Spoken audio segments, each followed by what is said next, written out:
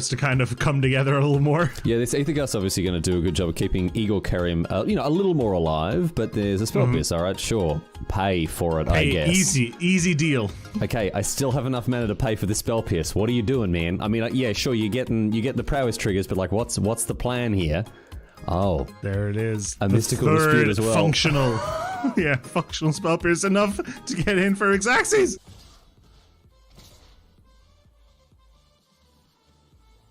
Settle the wreckage. I'm glad you asked. Oh my god!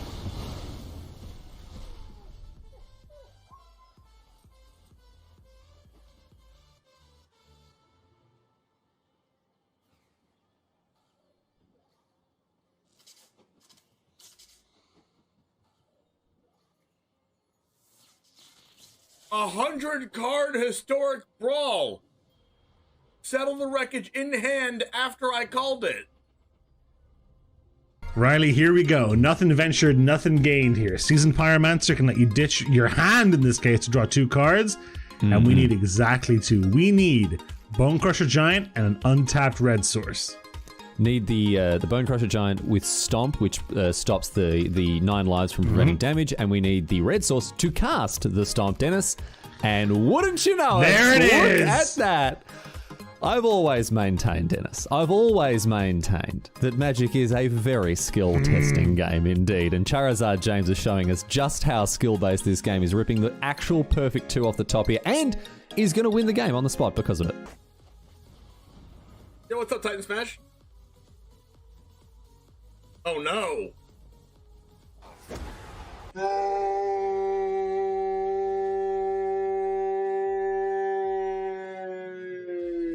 If this was the only way Tybalt's Trickery had ever been used, Riley, I think it would have been balanced the way Wizards intended it. I think this is actually Magic as R&D intended. Tybalt's Trickery. Getting rid of an eye twitch? Why are you scared of an eye twitch? Now you have to deal with the lolth. What was that? I'm terrified of an eye twitch, dude. Like, if only it had been something like a lolth, you know? Raise the alarm. We found their win con.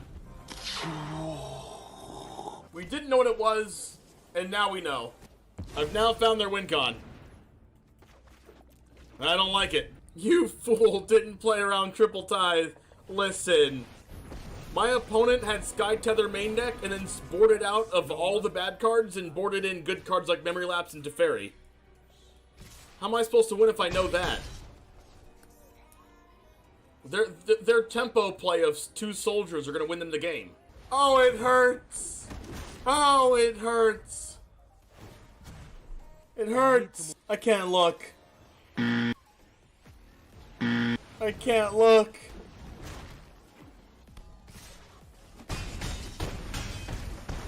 Ow.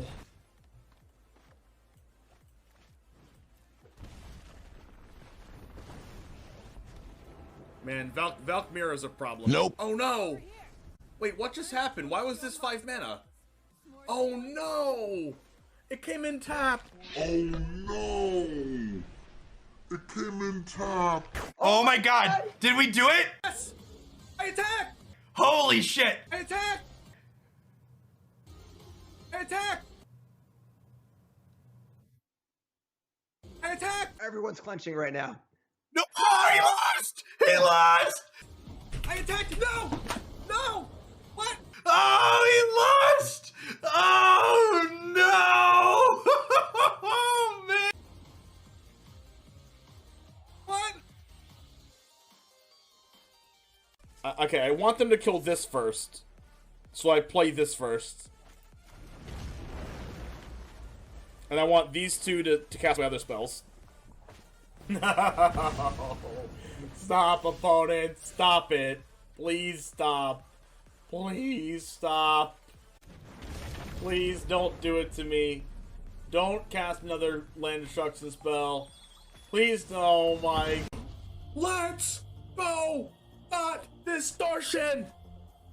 Yeah! Feel the power of the 6 mana black sorcery. Not distortion, come forth! I summon the winged dragon of Ra!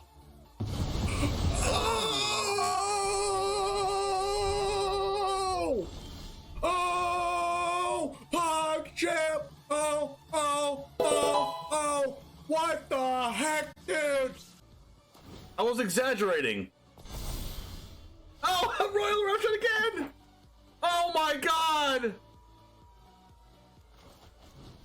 Kicker! Base! Oh, double Chandra emblem! Oh, is this... Yes! Oh!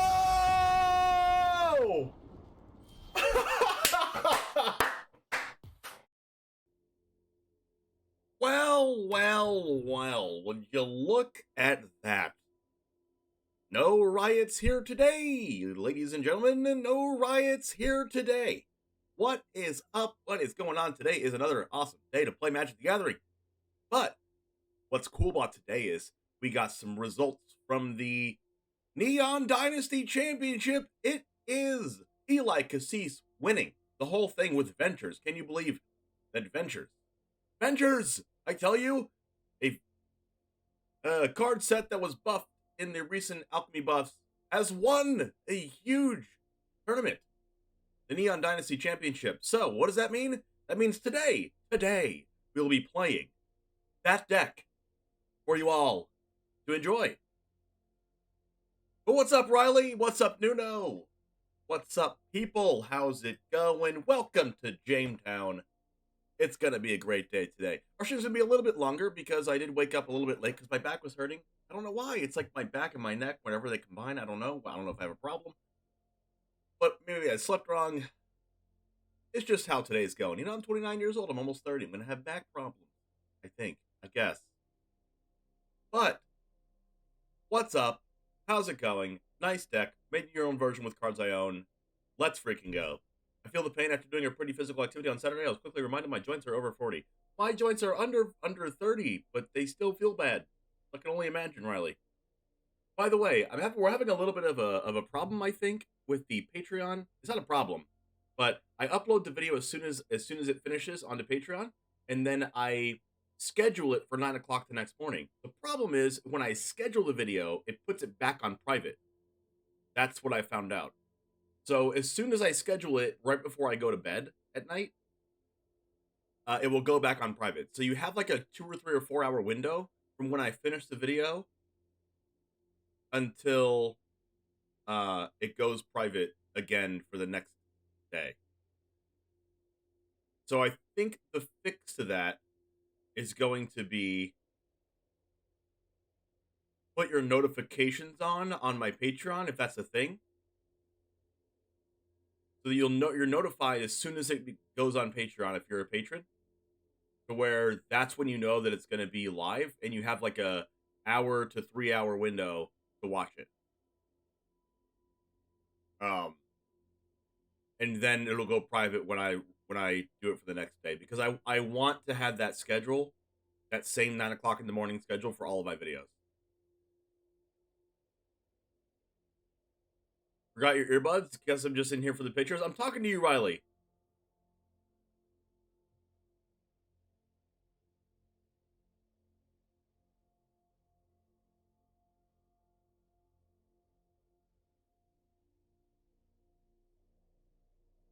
Like, I guess I will type in the chat. Solution to Patreon. Put notifications on when I post something new. Then you'll have a 1 to 3 hour window to watch it before it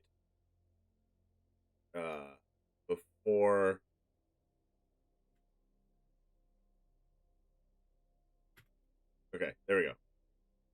Maybe Riley will see that.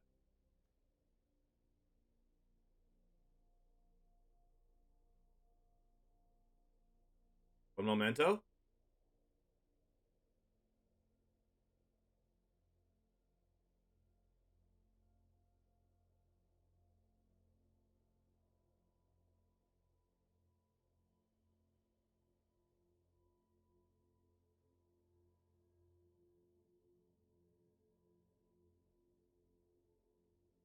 I'm trying to find the person that I DM'd about that emote.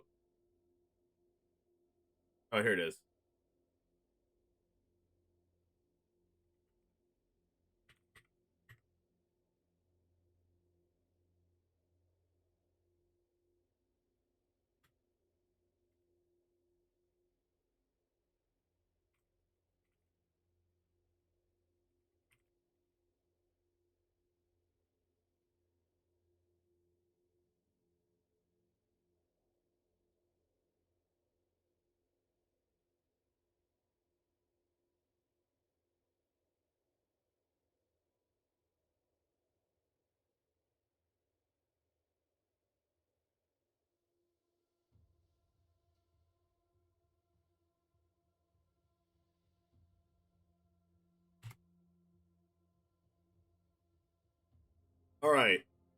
We have some more spoilers, I see. Checking them on Mythic Spoiler. Okay, yeah, let me know what the spoilers are so I can look at them.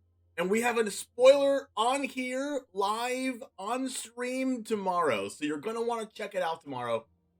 I'm going to be doing that. I'm going to be spoiling it at... I'm going to say I'm going to spoil it at noon Eastern.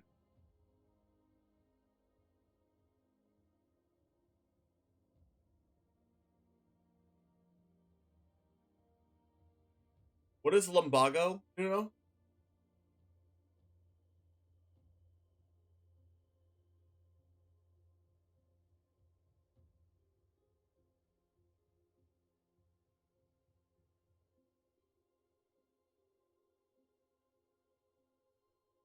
Okay. So I'm still going to be playing this in best of 1 instead of playing it in best of 3, but does that mean that I need to play a Meat Hook Massacre in my deck?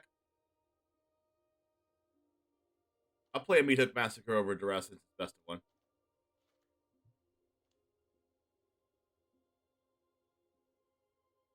Oh, lumbar back pain. Is that like lower back?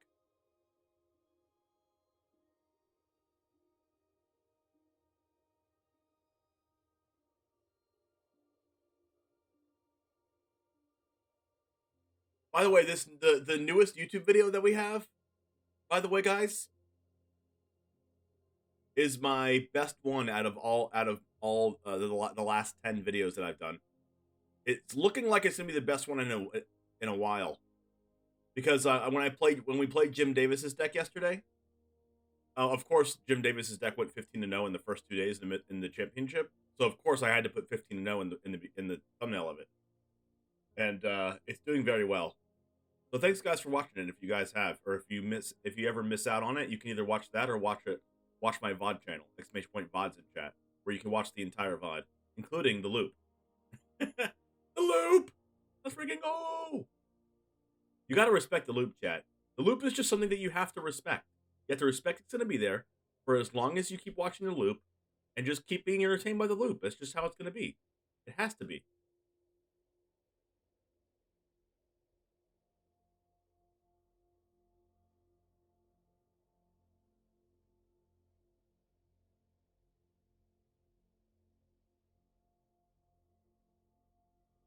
Runs in the family. You have SOS diclofenac. Is that a medicine?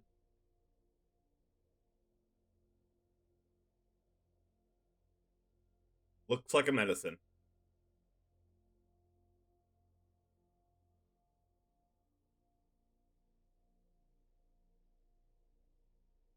All right, but let's go ahead and get into this deck. And let's put a copy of Duress in the sideboard, just to maintain the continuity. Go ahead and shut off the sideboard for now, and let's put a couple of stuffs over here. Okay. Now let's freaking go. I guess I can just put this over here now.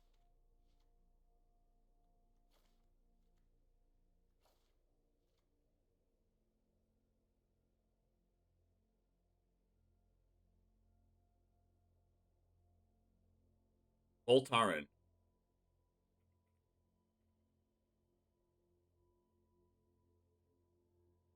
Ah, arthritis. Ouch.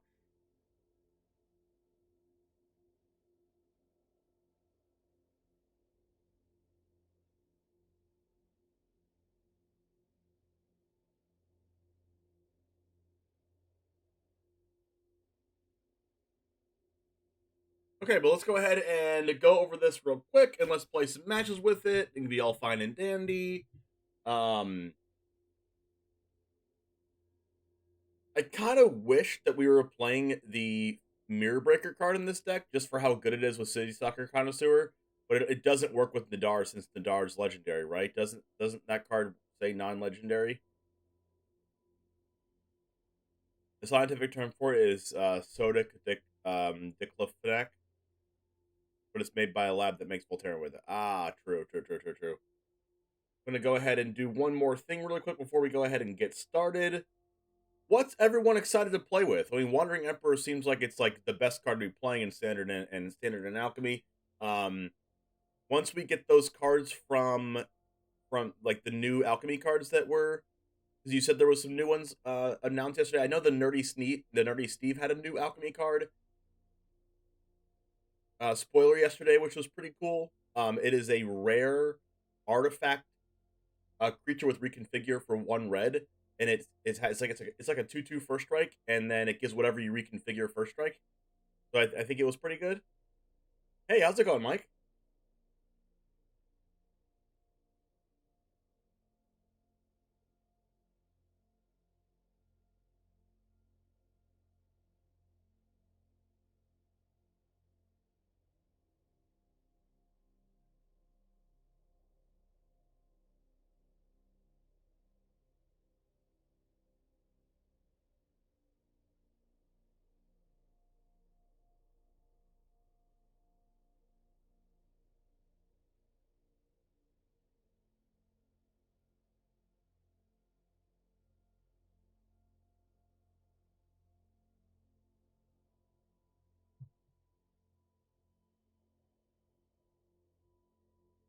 What's up, Jamers? This is the One Jamin. Today we're playing the winning deck from the Mythic Tournament.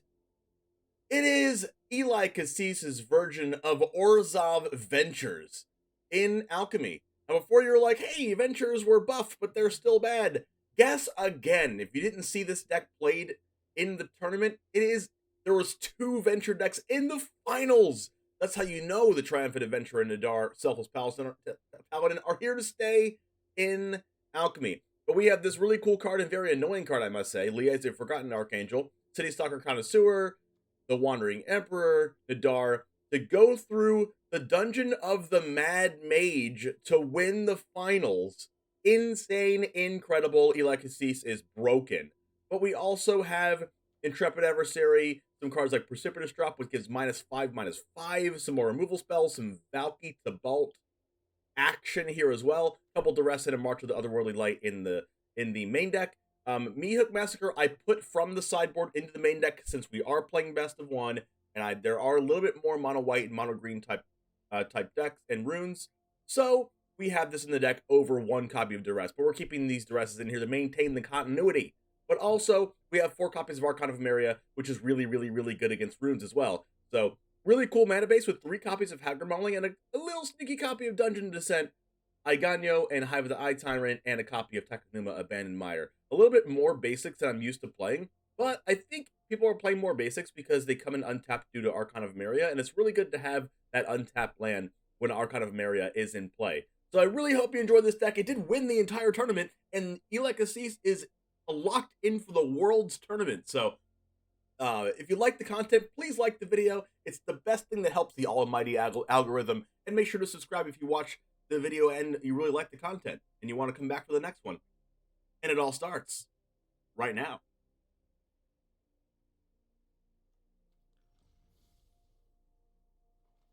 Did you enjoy the weekend's games? Yes, I did. I enjoyed them so much. I watched the finals while I was playing Commander yesterday.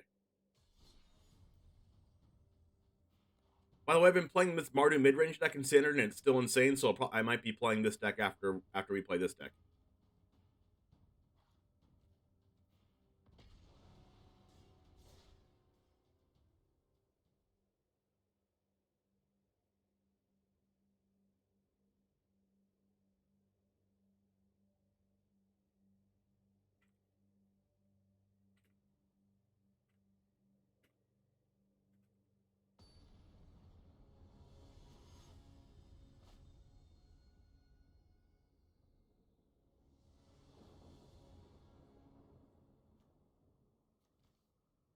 All right, we have 3 lands. Opponent's going first. We have a March. We have a Wandering Emperor. This is a cape.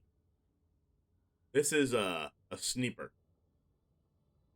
It's not really a sneaper because a sneaper would require me to have like replace this Wandering Emperor with like a 2-drop creature. Then it's a sneaper. But you know, we're gonna draw one of those, right? Right. Okay, this looks like runes.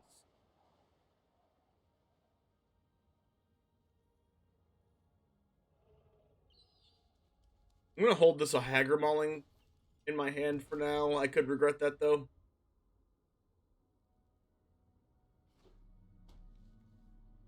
Please don't regret that, James. Okay.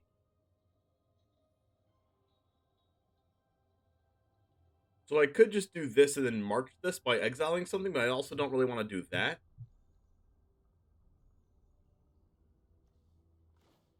But I'll leave the option open, just in case they play like a 1-drop, right?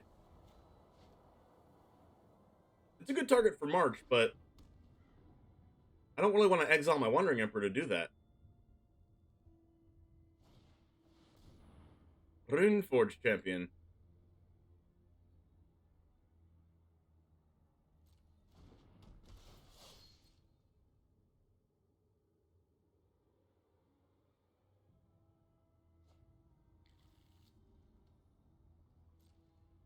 I honestly think I'm just going to do it, though.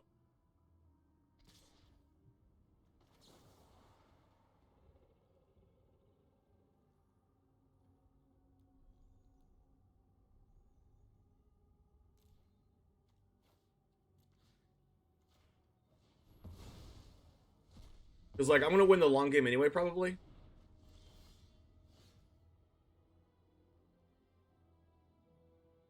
Now, the question is, do I kill this Runeforge champion? Do I play Archon?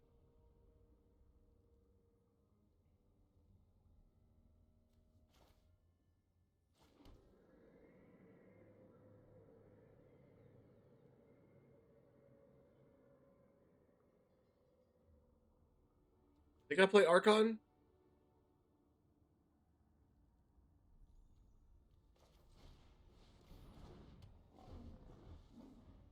Hope they don't play a basic land, so I can go tap play and Hager Mauling next turn. Perfect. Now they could have the Spirit Realm card, right? Circle of Confinement. More people are playing this card. More people are playing this card because of Archon.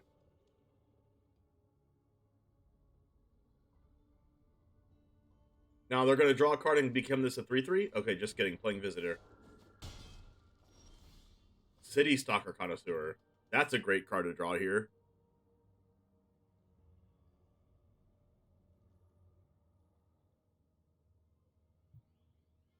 I think I'm going for this on red. And then untapping it and playing City Stalker, because this could be the only card in their hand, but I do want to get rid of a showdown. Yes! We got rid of the showdown.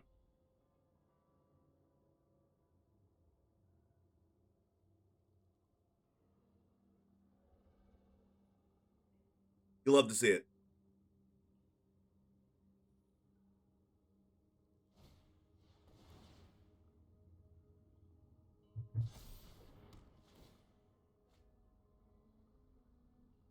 And this also has Death Touch, so, like, they can't, like, they don't really want to attack through that, right?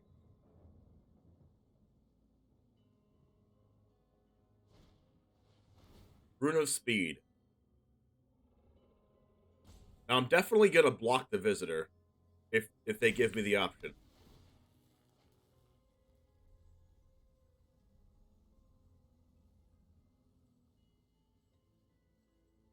Because Lagano can kill this eventually. Rune of Might. Okay, well, now I'm blocking the Runeforge champion.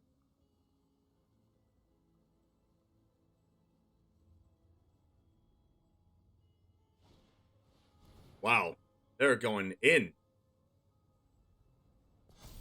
They're going to give the trample on that.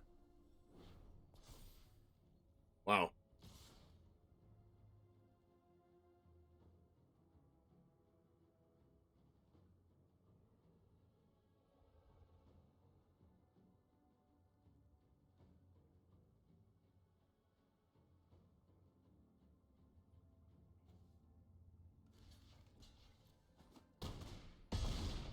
A lot of damage. Another City Stalker? If I play City Stalker right now, can I die?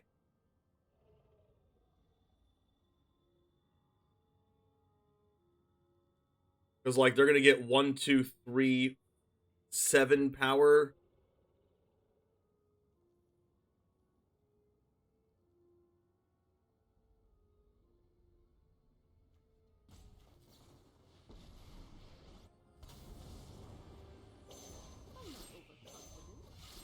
You're just underwhelmed. I am almost sad to see you go.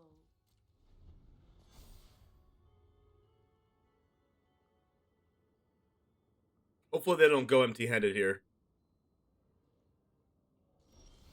They got nothing.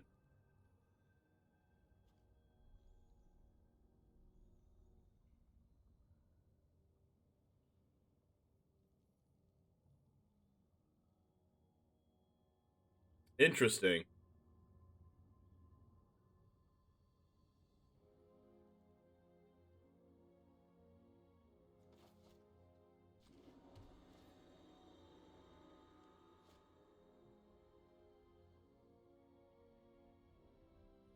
I was gonna go. I played this because I was gonna go Hagermalling plus this, but I don't have 3 black.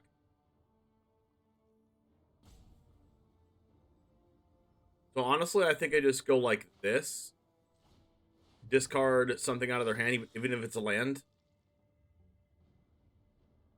Or like a Circle of Confinement or something.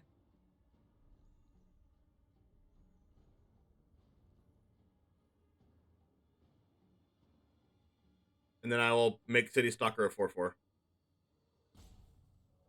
Oh, that's a Rune of Speed.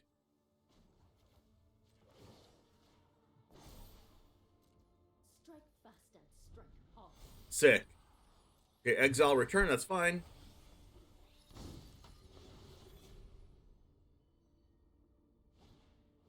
Visitor. The speed would have been good with the portrait. Circle. Oh, they can't get rid of that. That's mana value 3 or less. They're just doing it to play an enchantment? Interesting.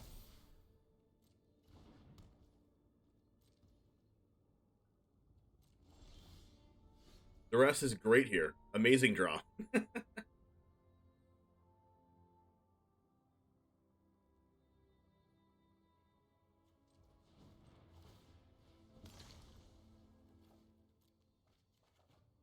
Oh, precipitous drop. This gives -2/-2. Perfection.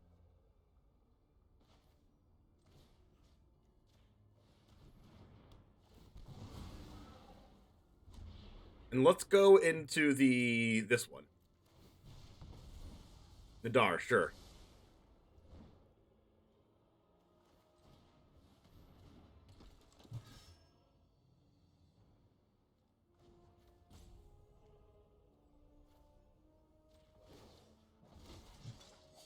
Guards, to me.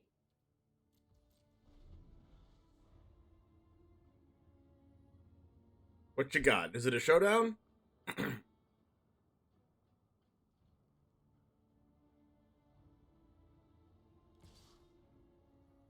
Looks like a Wandering Emperor to me.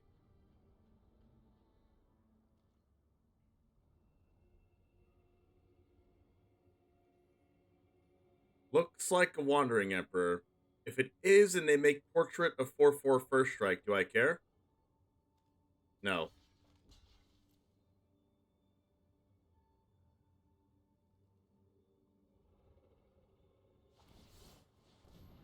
Okay, it's also that. Sure.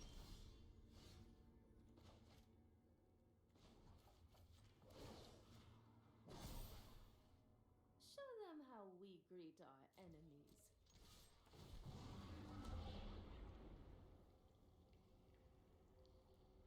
I'll create a treasure token so I can Mauling plus Nadar.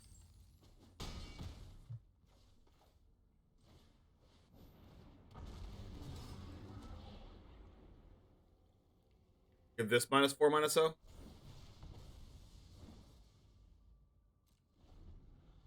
You'll love to see it. You really do love to see it.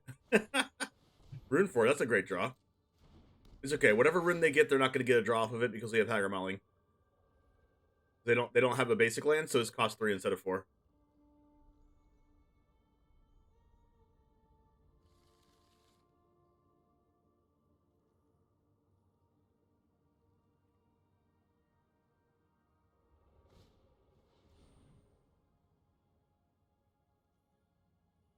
That's gonna get killed.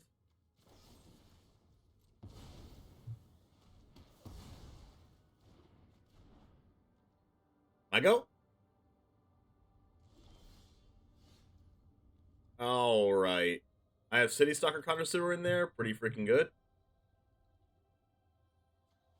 Go ahead and protect my Nadar here. We've got the edge in this fight. Back with everything. Draw a card. Then we'll go back into...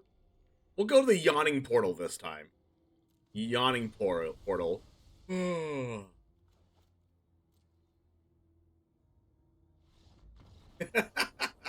Nice. You'll love to see it. They are playing more Circle of Confinements because of everyone playing Archon, I must say. But City Stalker Connoisseur, getting rid of the Showdown and also getting rid of that second Runa Speed was really good. Also Wandering Emperor, really good.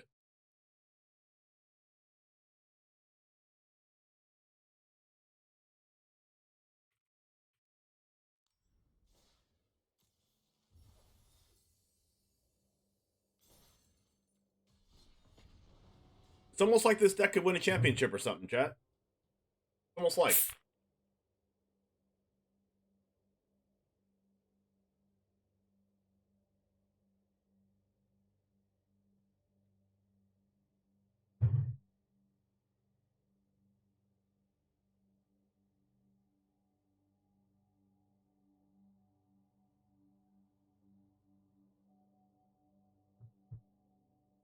What card slows him down?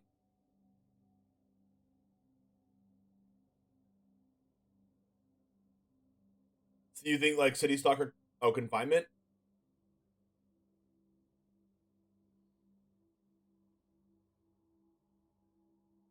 Yeah, Confinement's not good against control decks, but it does make it so you can at least like play the game and be explosive against Archon of Emeria. I think because people are playing Archon of Emeria, I think Runes is just really, really bad.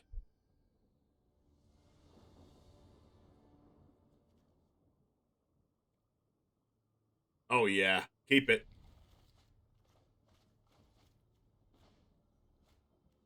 Shattered Tap.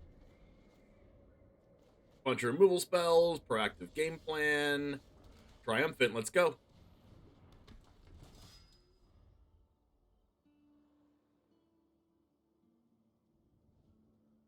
The fact that this is a 2-1 is like super strong.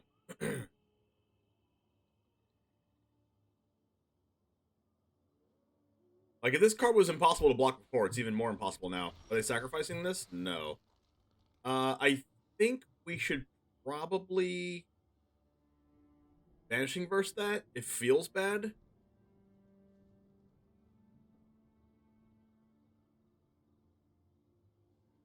But like, what else are we Vanishing Versing realistically?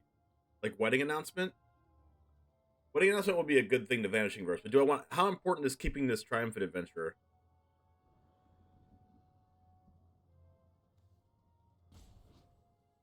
Like, scrying one is useful.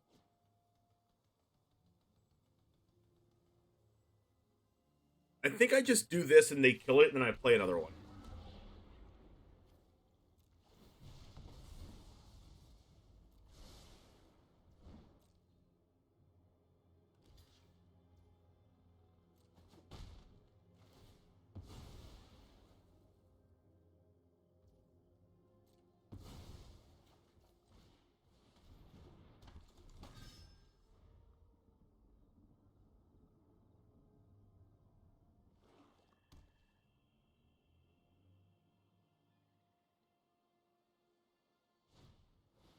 Oh my gosh. They're skirt. They're skirt.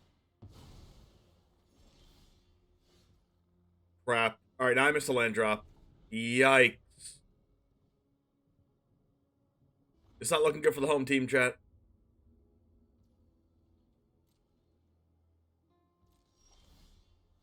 Alright. So you're saying there's a chance.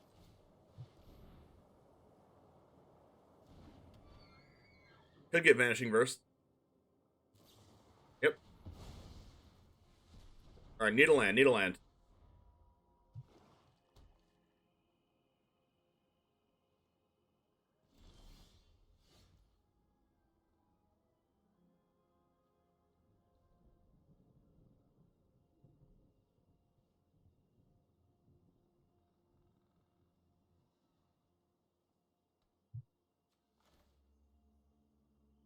Gotta land.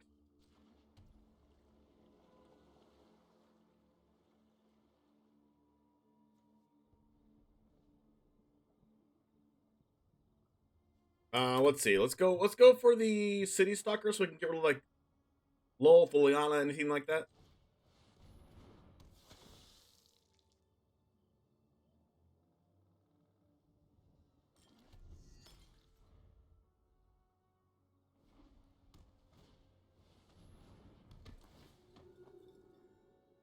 Dawnbringer. Destroy an enchantment?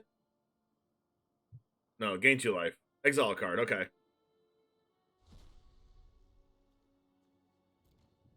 Well, I'm glad I got rid of this Deadly Dispute because they just top decked this Dawnbringer.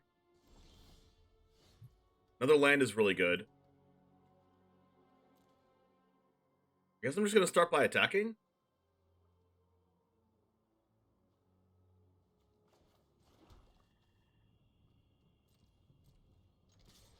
Like, they actually technically could have a Vanishing Verse.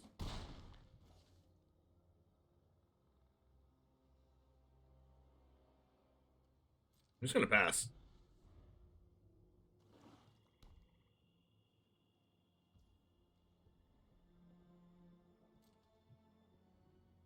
But they're not blocking, so they might as well attack, yeah.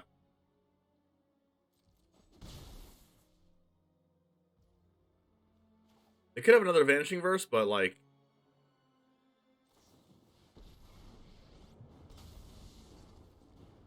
Go ahead and get in there.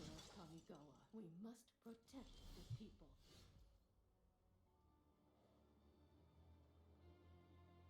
Like, nothing I have is going to prevent me from getting meat hooked again, or, like, getting blood on this node. There's no amount of +1 I can make this in order for that to be better for me.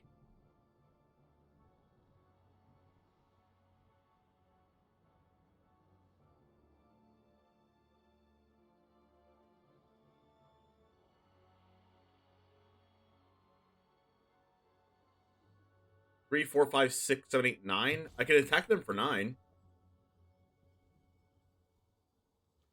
think I'm just gonna do that.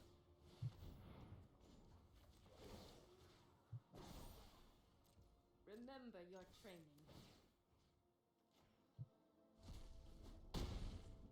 That means they don't attack with Dawnbringer Cleric, and then I just win the game.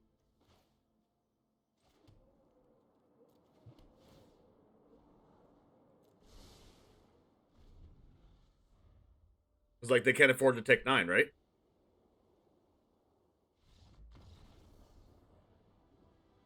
Nice.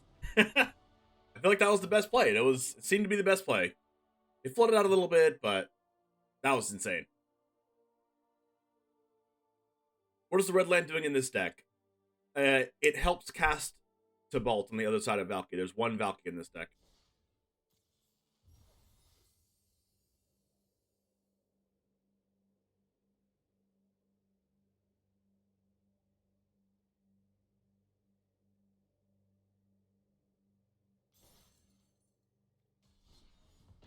Seems pretty strong, though. Ugh.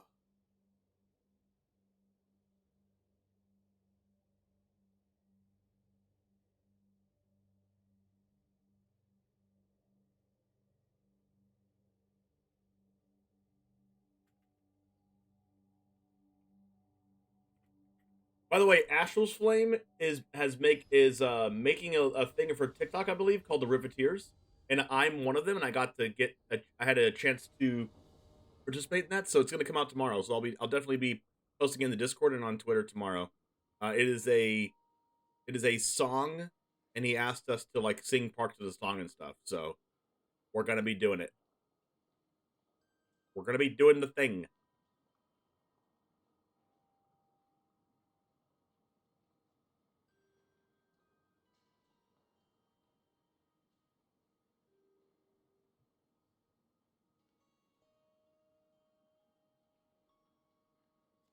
Okay, yeah. I think any hand with turn 2 Triumphant Adventure is just to keep, right?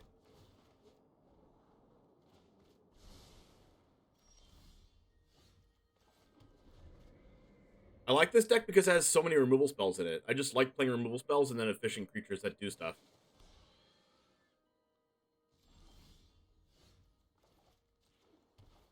Now, this is a red and a green, so there's a chance this could just die immediately.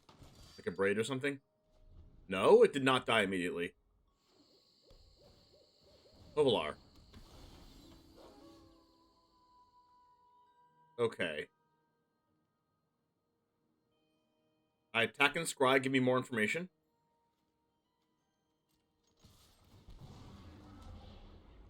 I would like an untap land. I don't want a Valkyrie right now.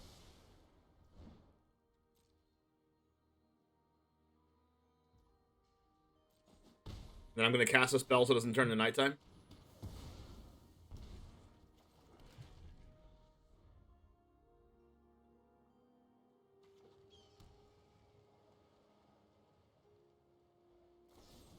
Fateful Absence main phase. Interesting.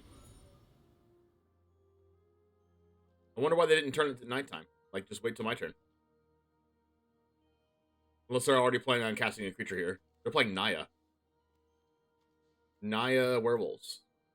So it's Werewolves playing Brutal Cathar. Got it. Maybe Showdown. Maybe Triumph. Maybe, that's a land. You'll love to see it. Land, Archon. Do they have an answer?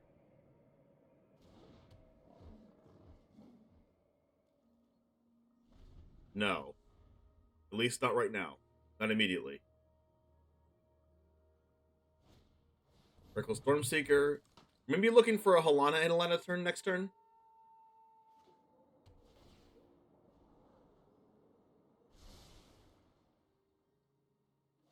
I'm not blocking. I'll just take 3.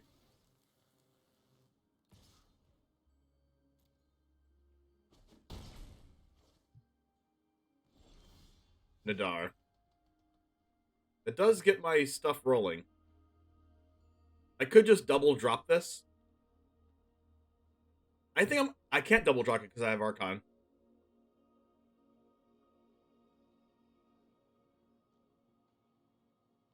I think they're setting up a Halana turn.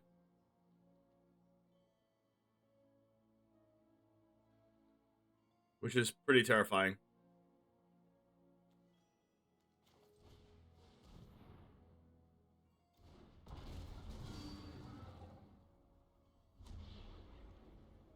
Oh, I have a treasure token.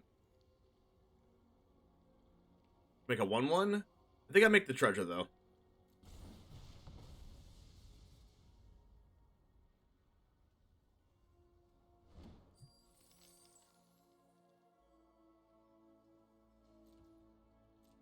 I'm not blocking if they attack, because this Halana will make this a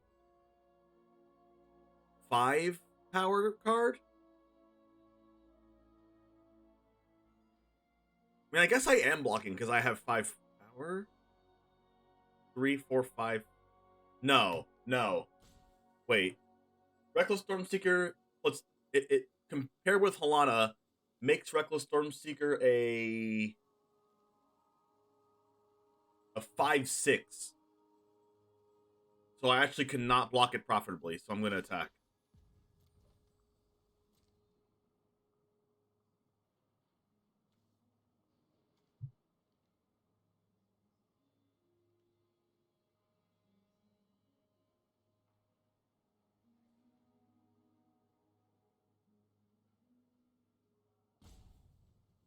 It makes it a 5/6, doesn't it?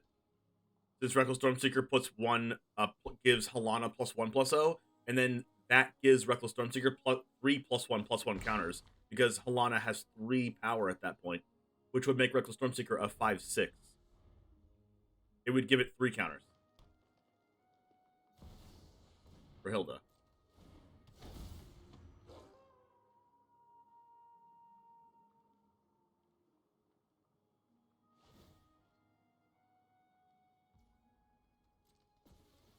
For Hilda's a 2/3, yes. A 5/6.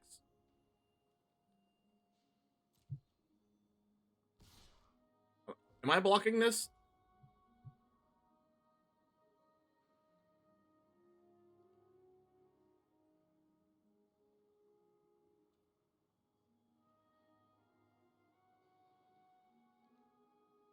What can I possibly give them? I can give them Crystal Stalker Connoisseur, right? Or City Stalker, so I don't want them to have City Stalker. Because I need this liaison to win me the game. Unfortunate that that had to happen like that, but...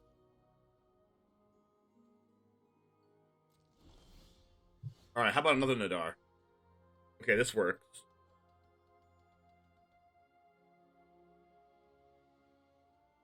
I can Precipitous drop plus -4, -0 the Reckless Stormseeker.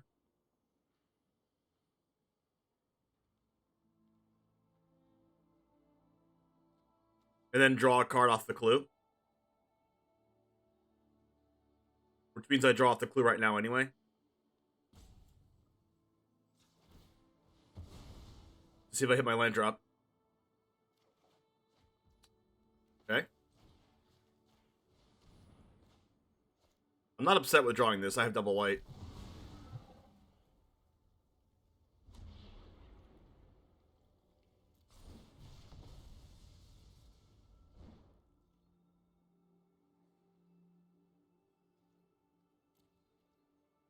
I'm not in the best spot ever, but like I'm in a okay spot. Unless they have partners. Yeah, it's not a partners.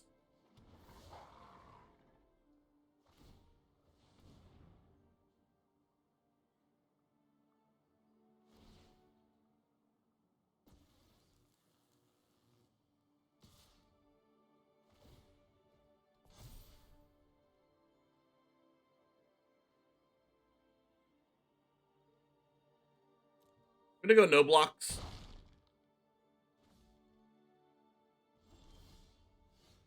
Okay, that comes in untapped.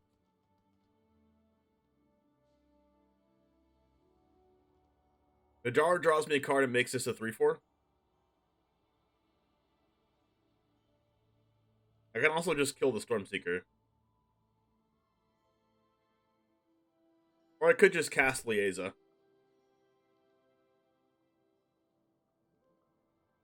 I think casting Liaisa is pretty good.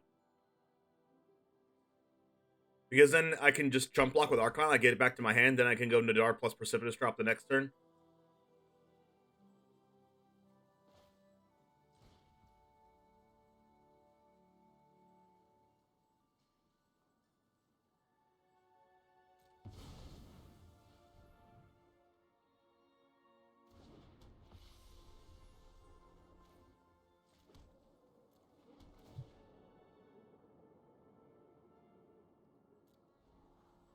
No more Archons. No more! Yeah, and drop will make it a 5/5. So no matter how big this wolf is, unless I have a partners. Brutal Cathar. Oh, that's actually just awful for me. Okay, I can drop that.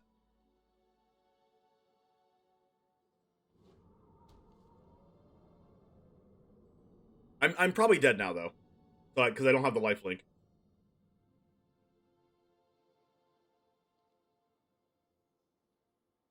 So maybe next turn, if I draw an untapped land, it'll be more advantageous for me to go Wandering Emperor plus Precipitous drop.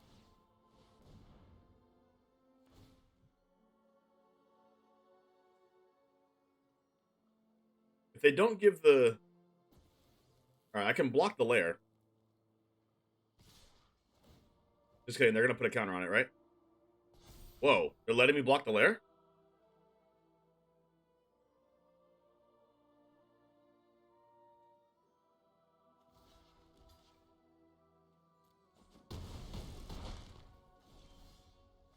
Duress is really bad.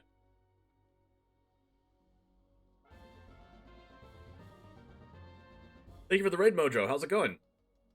Alright, so I can drop the Brutal Cathar.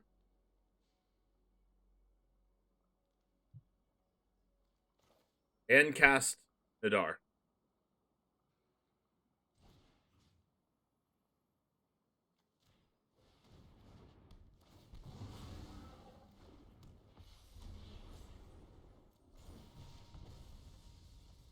Lands are good. I can drop the Brutal Cathar and cast Wandering Emperor?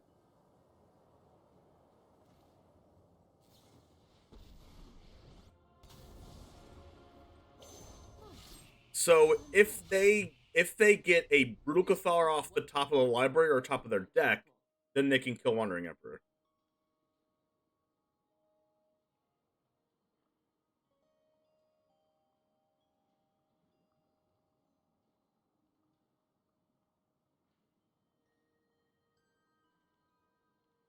It might have been a mistake from them not to actually put a 1/1 counter on the Lair of the Hydra last turn, so I couldn't just block it. 019, hello from Mojo's stream.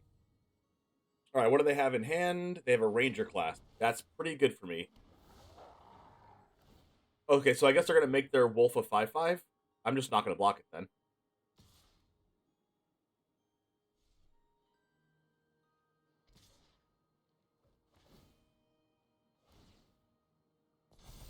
It is a little bit of a problem, though.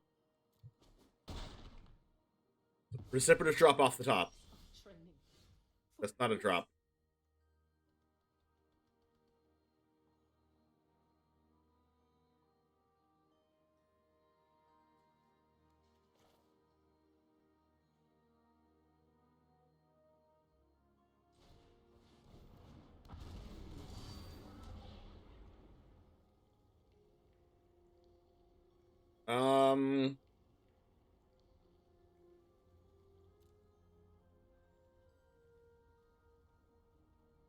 I can just attack with Liaisa.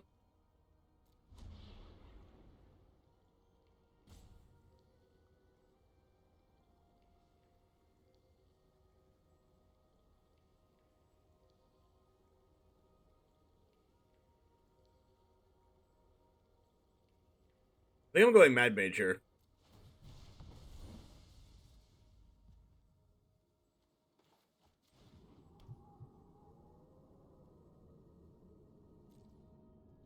I think I actually attack with this.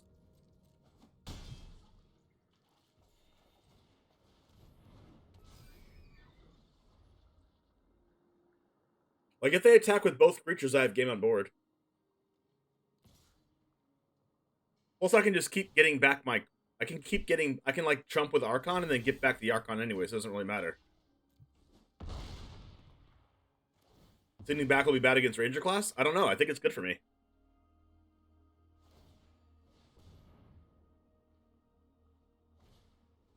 I got the Lion Sleeves from Great Vikings Games. You can type in !GVG in the chat.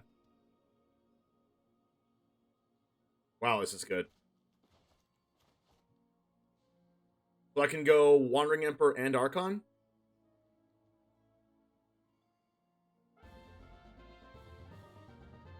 Thank you, Kratos, for the raid.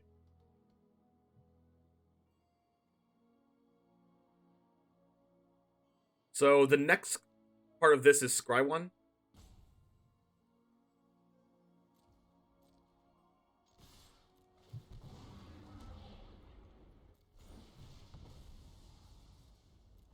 I'll take any, like, relevant card.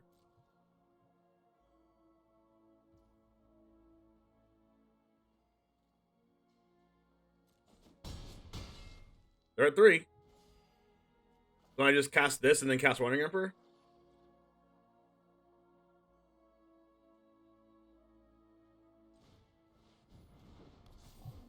Unless this top card is a... No, they can't kill me. I'm at 18 life.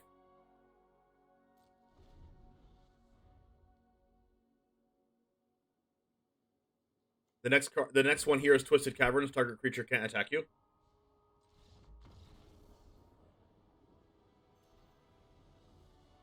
Yeah, Liaisa is just really good.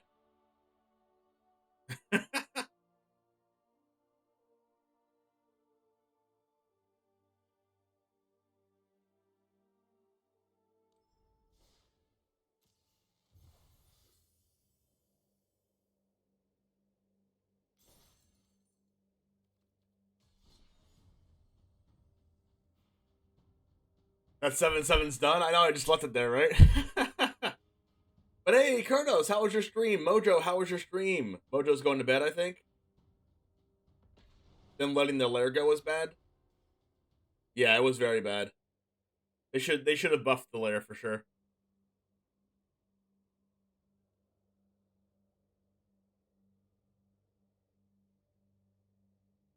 By the way, if you can clip this, that would be amazing. I'm going to go over the sponsor shout out.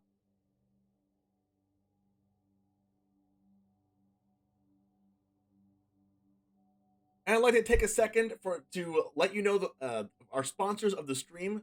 Number one is Ultra Pro. You can support the DJing community by clicking the Ultra Pro link in the description. You can get 5% off of Ultra Sleeves by typing in code DGen at checkout for 5% off. Also, speaking of 5% off, you can get 5% off at CoolStuffInc.com. Anything in the store by typing in code James5 at checkout or DGen5 at checkout. And also, you can play against your friends for money at TCG Showdown and get some cool, awesome sleeves like I have right now, or get some packs, decks, cosmetics, and more at Grey Vikings Games. All right.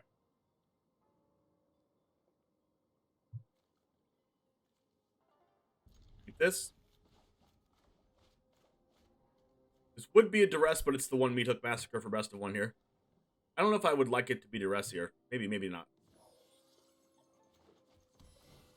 Blossoming Sands. Power Word Kill.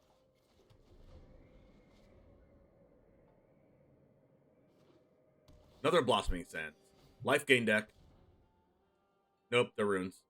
Alright, we have Archon of Maria.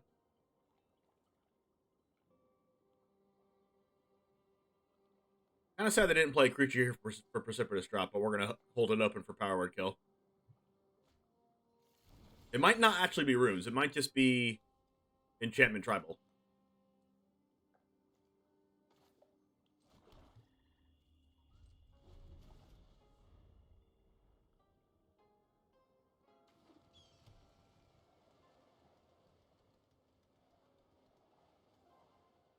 Could be green-white mid-range with just an enchantment synergies.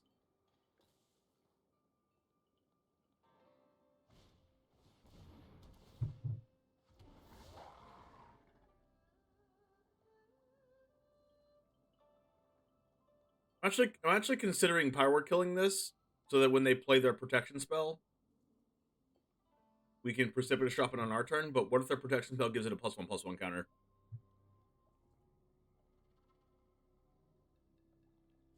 We're gonna try it. All right. Perfect. We have Archon into Crystal Stalker, which is pretty good. Or I don't know why I keep calling it Crystal Stalker. It's City Stalker. They're gonna go land Hallowed Haunting, but then we're gonna start attacking them. Oh, they don't have a land. Spirited Companion. That gives us a Precipitous Drop target. They still didn't draw a land.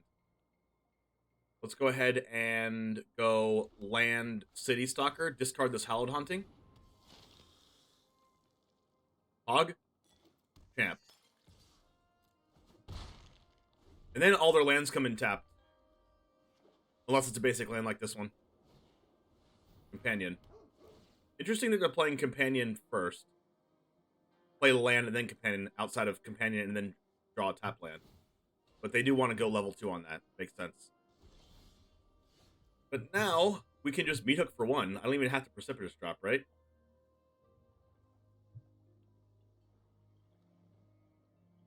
But, like, we could just attack it if they block Spirit Companion on one of the Connoisseurs, then we can just, like, Precipitous Drop to play a tap land.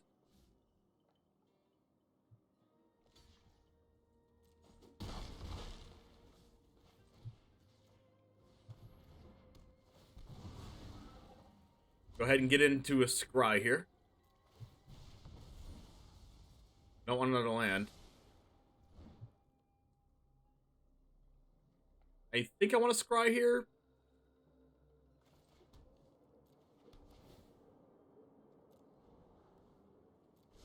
Scry was worth it.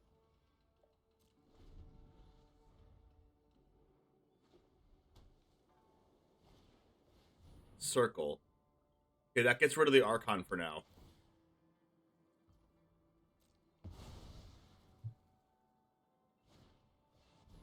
Wedding. Okay, I'm going to need a Vanishing Verse. But Meat Hook could come in handy. Wandering Emperor. It's a card. Do I drop this? I can drop it, make a treasure. Then that would allow me to cast Wandering Emperor.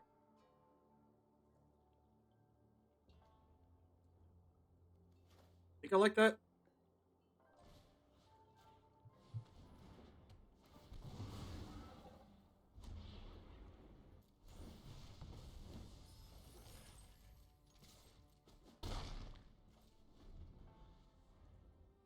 There's a good chance I just take over this game after this, right? Hive plus Wandering Emperor is like really, really, really good.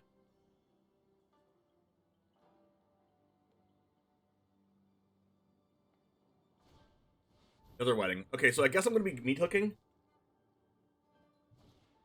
Matilda. Okay, definitely meat hooking.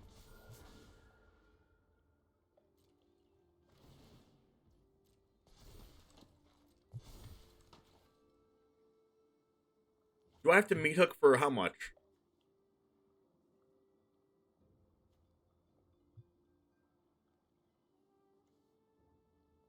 I can't kill the Catilda, right? I mean, I can. But I need the treasure.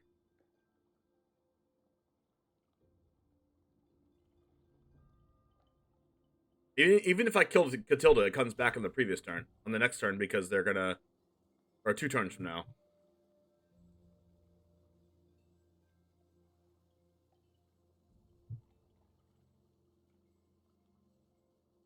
So I actually can't afford...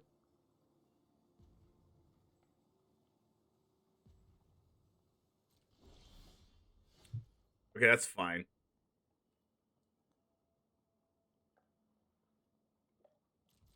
If they block with Catilda, I give it first strike.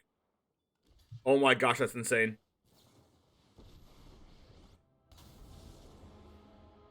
I'm not overconfident. You're just under. We've got the edge in this fight. What? Oh, protection for vampires! Oh no! Oh no! It's a vampire? Wait, this is a vampire? I did not know this was a vampire! Oh no!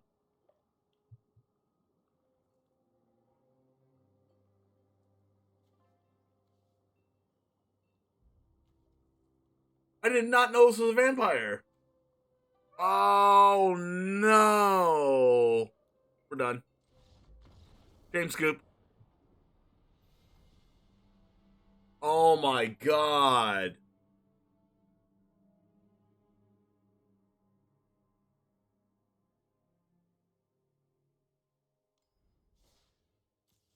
I feel like I would have won the game. Like with that play, I lost the Connoisseur, I couldn't get rid of their board, and I lost my Wandering Emperor. Read your cards, chat. Read your cards. Reading cards wins games. Wow.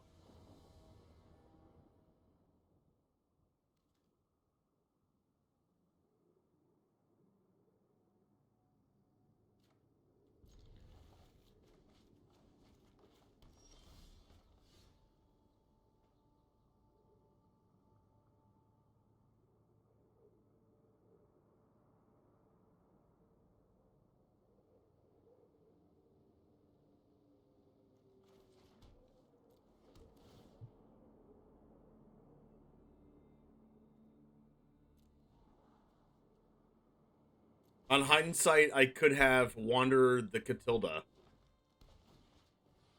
Sometimes reading the cards wins games, chat.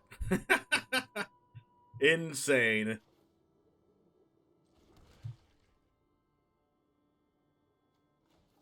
Unfortunately, I can't precipitous drop this because it's a 3/3.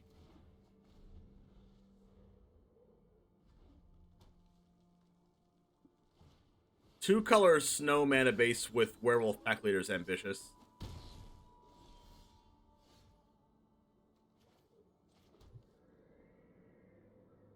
I can't really afford to get Halana, right? That just loses me the game instantly.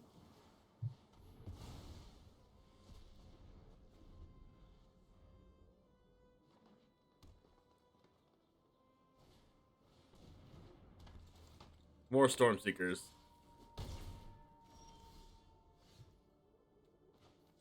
Okay, at least I have a land for Liaisa.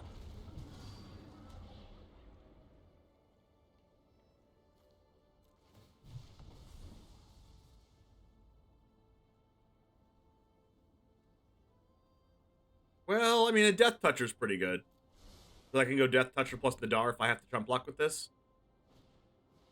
Tovolar, okay. Am I jump blocking? Oh my gosh, they're insane. They're broken.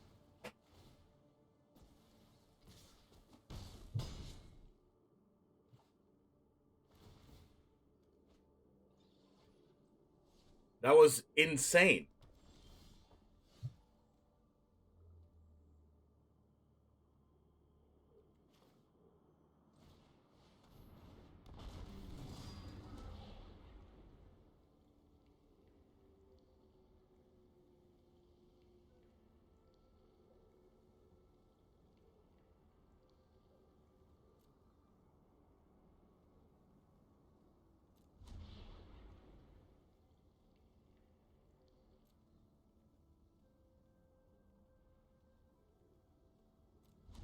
I want a 1/1 counter on Nadar.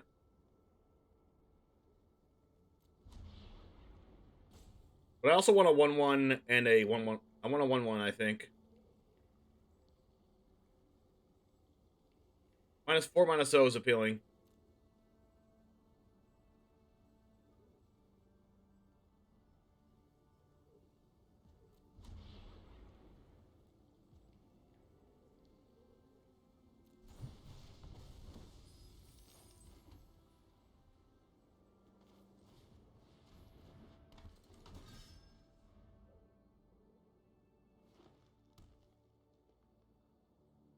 Having a Death Toucher is pretty good. Please have another Blizzard Brawl. Are you serious?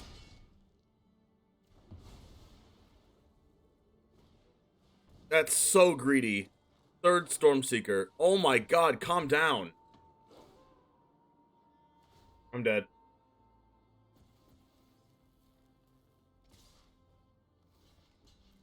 I think they missed lethal.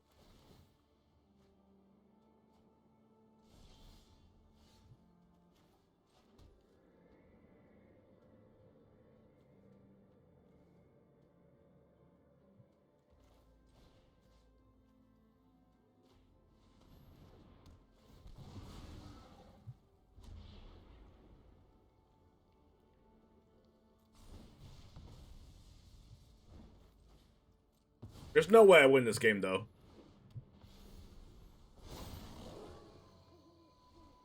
Yeah, they have Trample. They just pump whichever one is not blocked.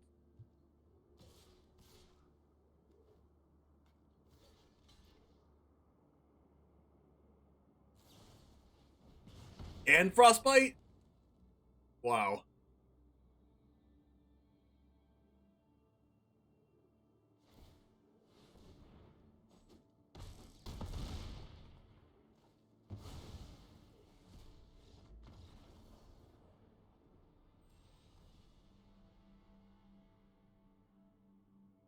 I don't think the Werewolves deck is that popular. Not the one we just played against. Imagine having all those cards and having double Blizzard Brawl.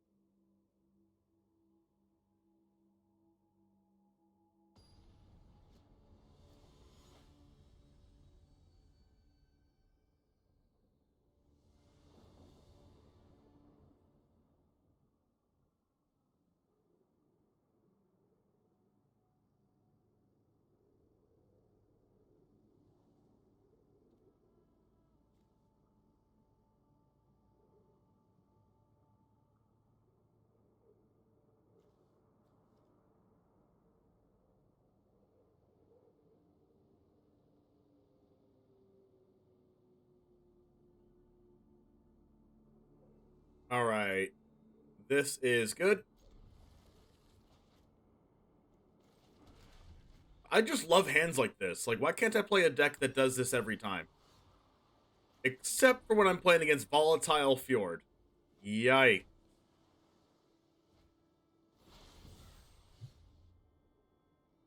Okay, well, at least we get our Archon of Myria down, and we have Wandering Emperor and Lieza.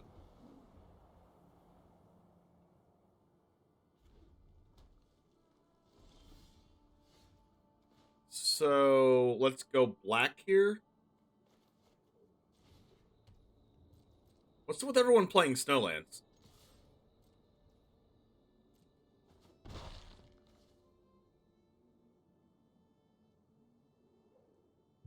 I'm just gonna play another Archon. Like, they're far from sweeping me.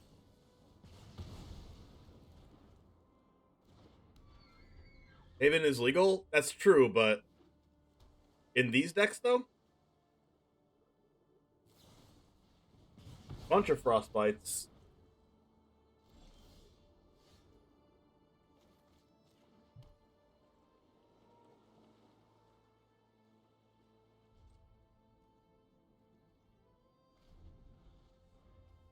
Lightning Bolt to creatures is pretty good.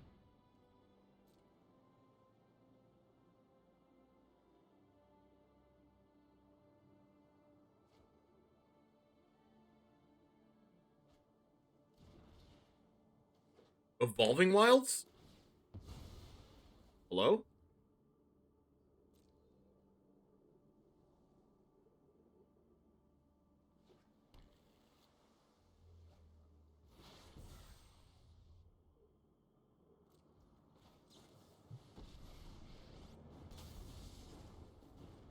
You started. Let your blade do the talking. They probably have deal 5 to stuff, so I'm gonna put a 1/1 counter on Lieza.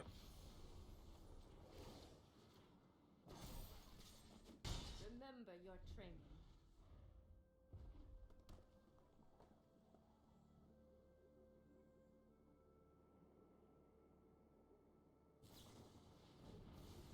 They could be milling me out.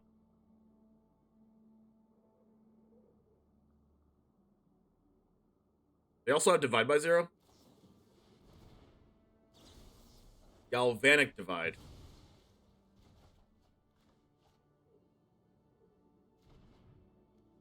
I mean, resetting my Planeswalker is pretty PogChamp.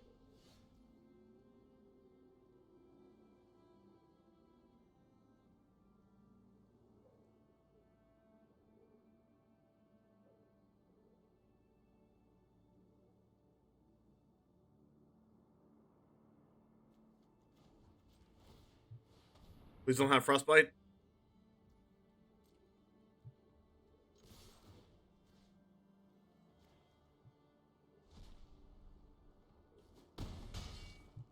Unfortunately, they get to resolve a good teachings here.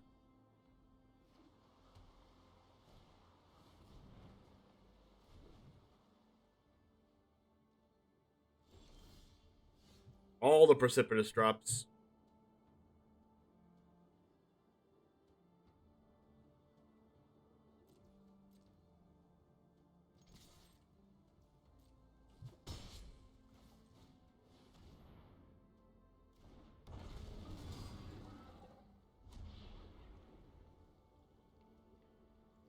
I think I just go for losing a life.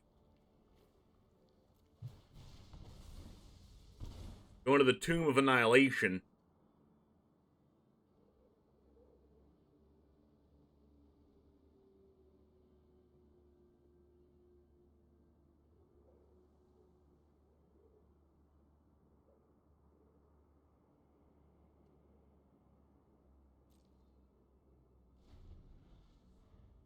I have all the raindrops. Yeah, I do. Am I playing Eli's deck? Yes, I am. Dual Strike. Don't kill me. Don't Tasha's me. Oh my god, am I dead? Oh yeah, they kicked this, didn't they? I have 11 cards in deck.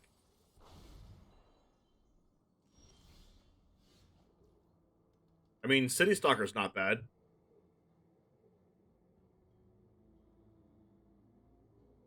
But this is lethal? Please don't have an answer?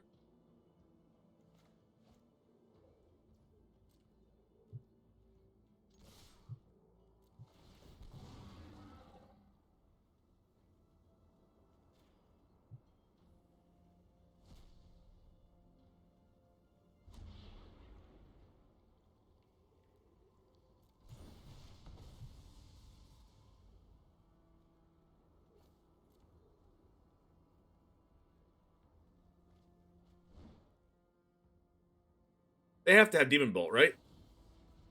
Fading Hope.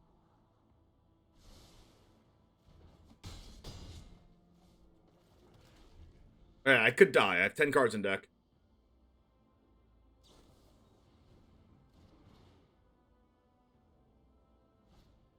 Yep.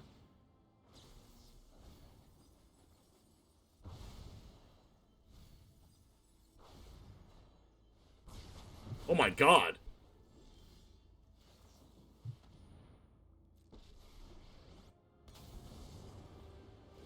Now you've done it. Hat's coming. We must protect the people. We almost got there. They just had 2 instances of copy plus mill.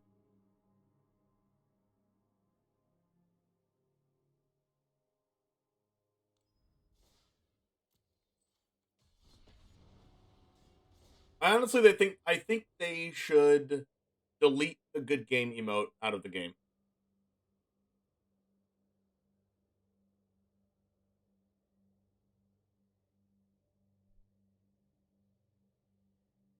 The discard was winning the game? I don't know what you mean.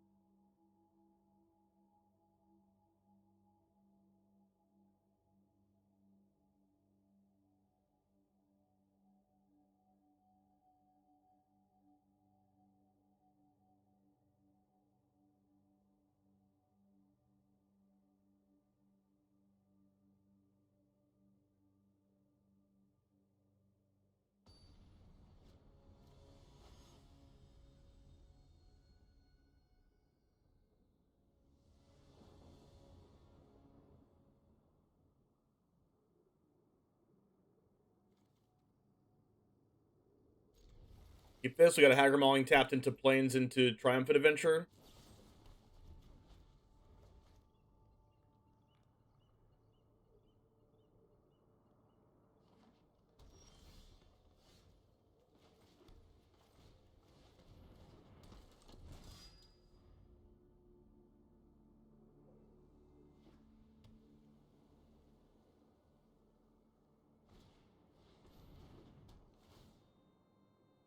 Okay, March can kill this.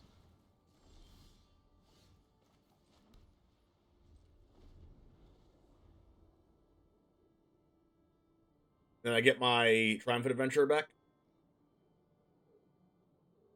Then I can play this the following turn. Hog?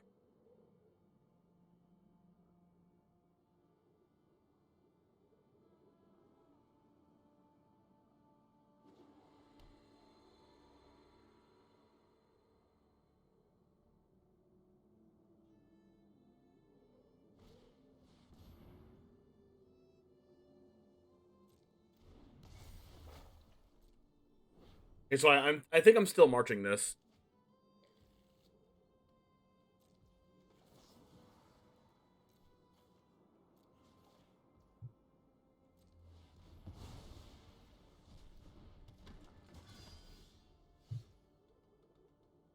Nadar.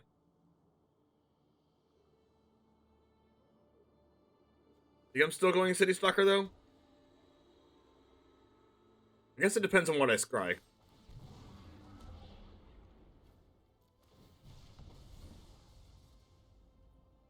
Alright, I like that.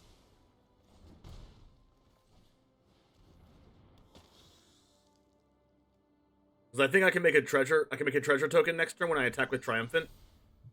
And then I can go Nadar plus Power Word.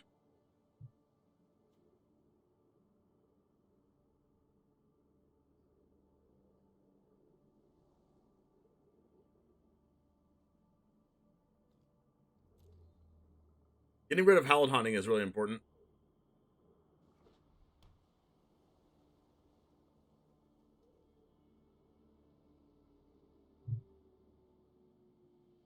What do they have?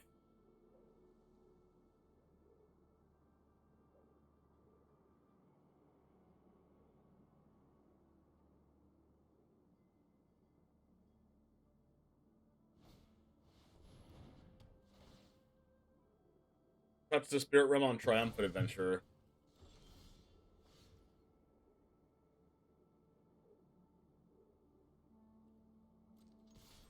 I think I'm still doing this and making a treasure token so I can kill the Restoration of Igonio.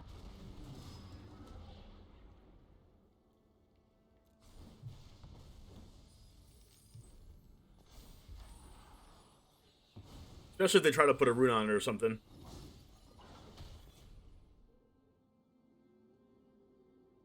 Rune, rune, rune, rune, rune.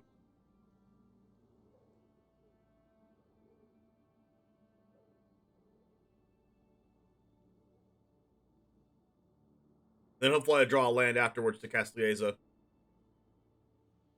Honestly, I could just not care about Power Word Kill and just cast Liaisa anyway.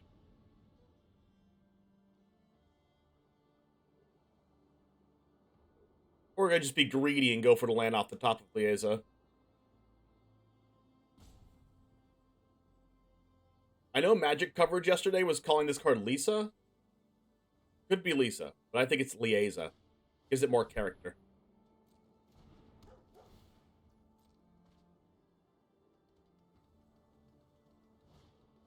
Catilda. That's not a card I want to mess with.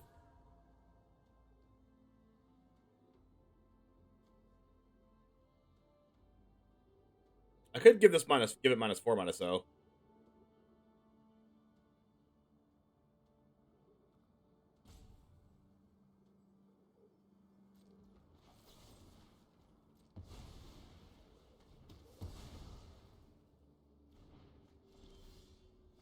We drew the drop. So I can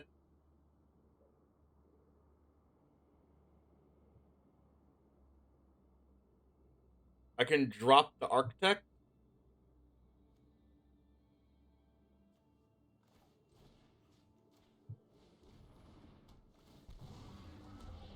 And then -4/-0 the Spirited Companion. Because I don't want it to get buffed by Catilda. And then I can attack, and then when I attack, this becomes a 4/4, and I get to complete the dungeon, which makes this die. Sick.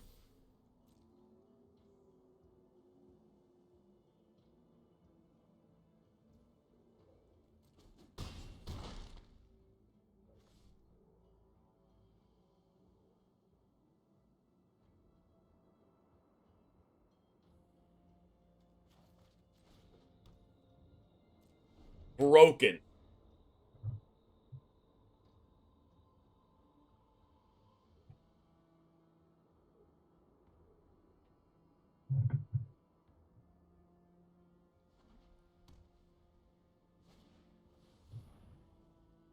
Circle.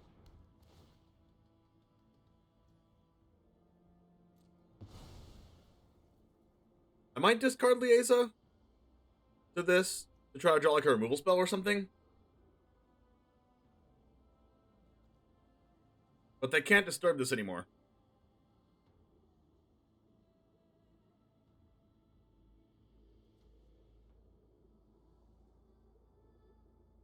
Enchant creatures flying, lifelink, and prefer vampires. It gets +X/+X for a number of permanents you control, spirits, or enchantments. Okay. I might need a removal spell to win this game against the Catilda. Because City Stalker is a vampire.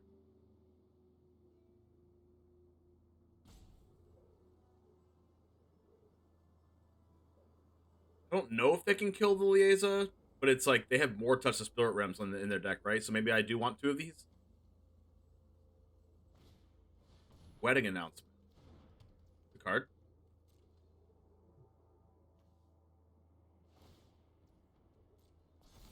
I'm just gonna chill. Aggro Mauling. That's a card. Aggro Mauling kills the Catilda card.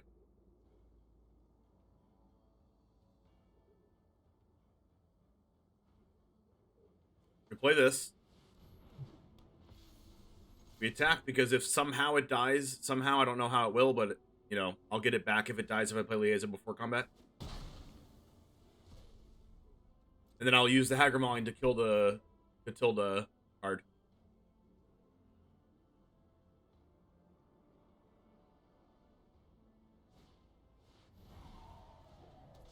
The 5/5 pro vampires. I wonder if they attack. Did not attack. Nadar.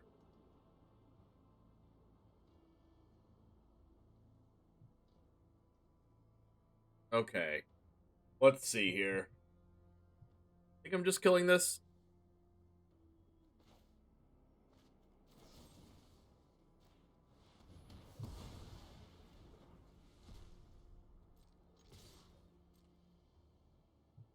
Now, they definitely trump block the Connoisseur. Then, just in case they have a Touch the Spirit Realm for Liaison, I'll keep the other one in hand. But they could just die to the Connoisseur, putting them to 1. Weaver of Harmony, okay.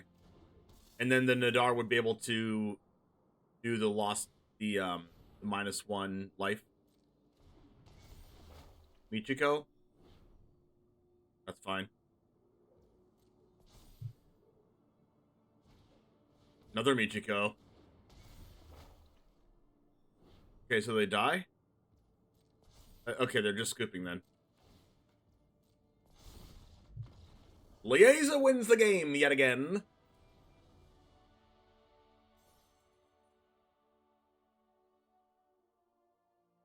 The card's a house, chat.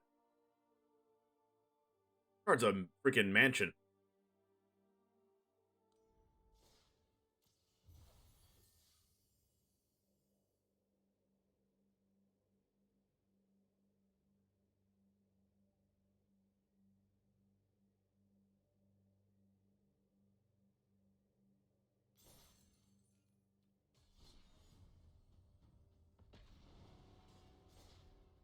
What's my record with this deck?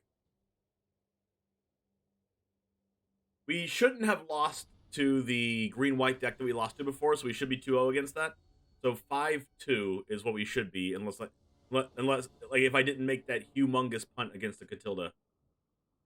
But we lost to blue-white snow and green-white snow. Or blue-white snow and green-red snow.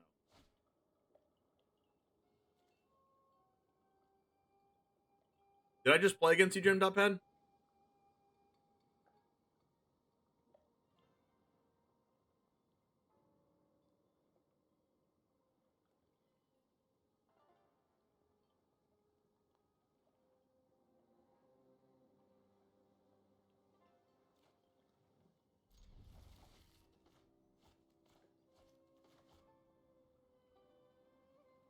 Alright, so this could be red, but I kind of want it to be... I guess it could be red. I don't know, I kind of want it to be black, though.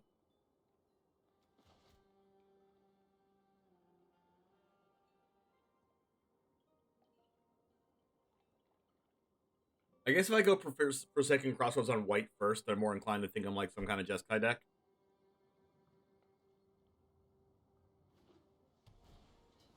Ruin Crab. No. No! No! Not my Liaison. Oh, no.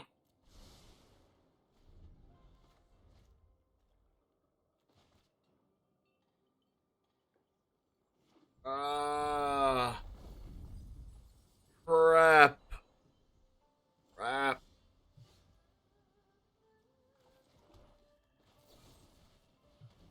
Oh my gosh, they have a bounce spell.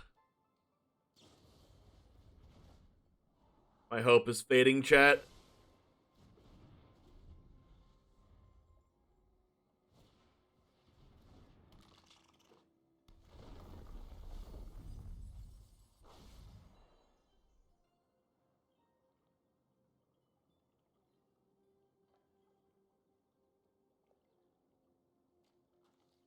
You gotta be a special kind of person to play this deck consistently. It's gotta be boring.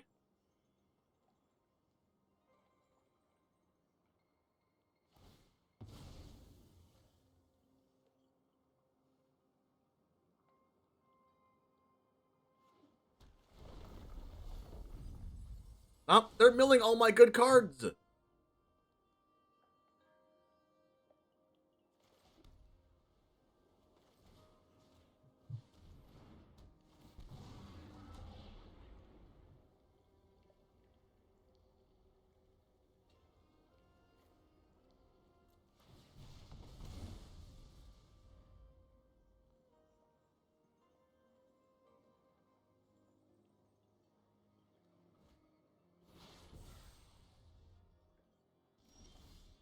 Well, I didn't play a land.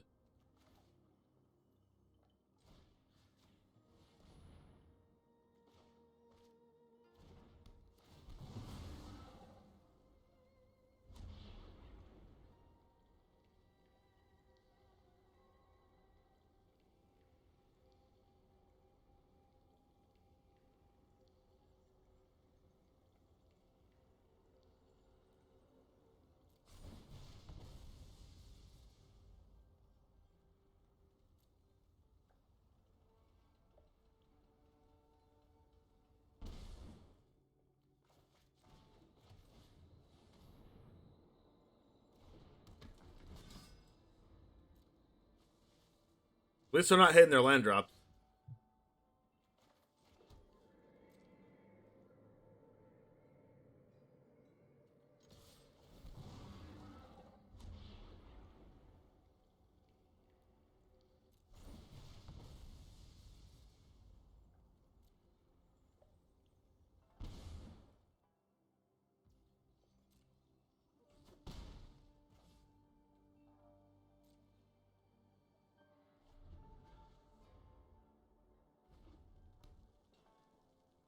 Alright, they hit one.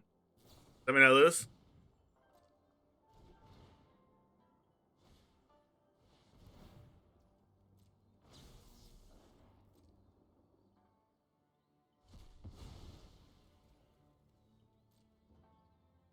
Alright. Perfect. Try to win! More lands. I've milled all of my spells and continue to draw lands.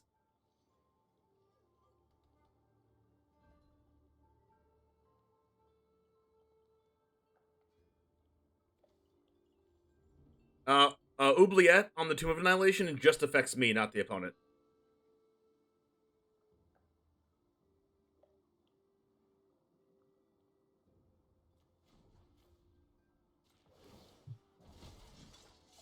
Let your blade do the talking.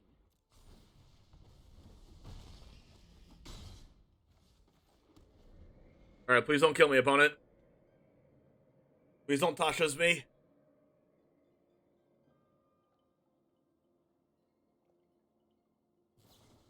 Oh, come on, don't play a land.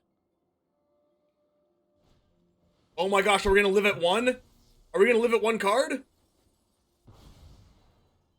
Oh! Oh, yes! Yes!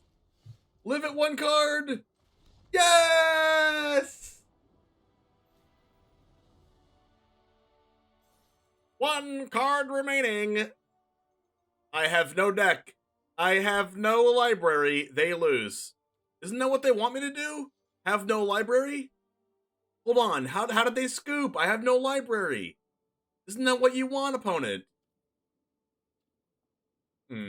Interesting. Opponent got what they wanted? Well, you know what? I guess we both got what we wanted. My library is gone and I won. That was the best match against Mill ever. They got what they wanted. They got to do the thing, except for they lost. And I won.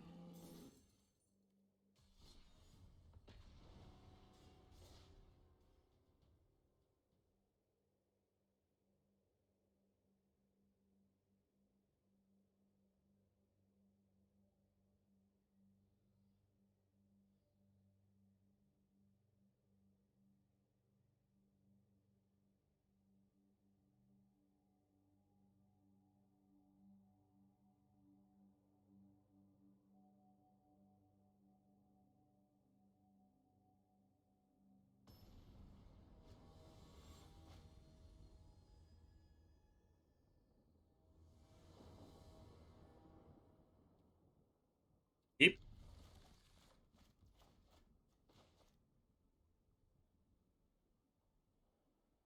Can I get an untap land?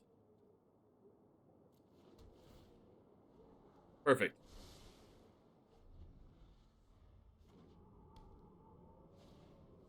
Stonebinders.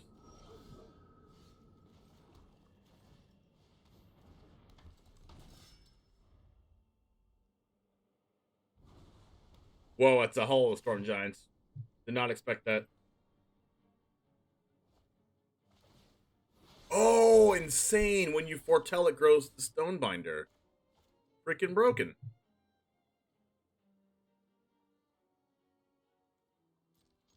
You know what? Since I have 2 ventures, I'm going to go Dungeon of the Mad Mage. I'm a mad lad.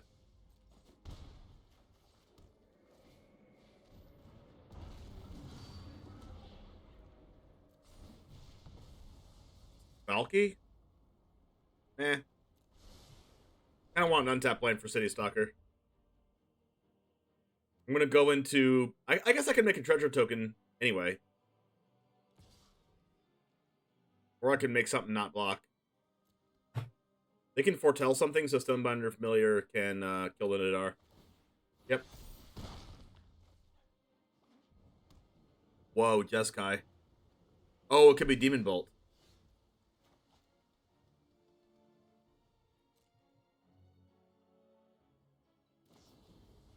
Depart the realm. Interesting.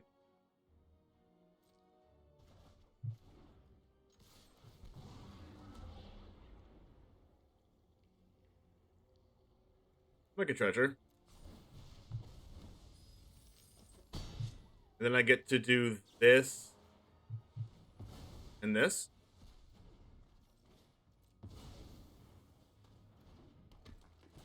And this.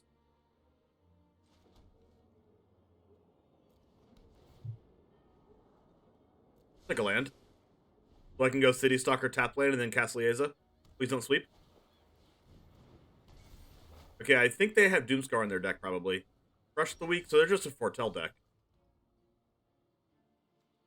We get to scry 2 and then exile the top 2, and I can play them.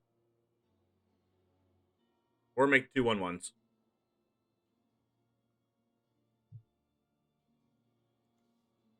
Honestly, I think I like City Stalker anyway. Do I just make 2 1/1s?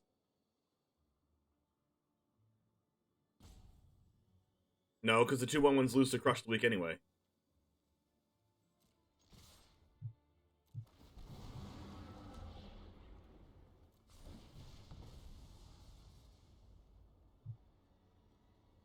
Well, I want to play this.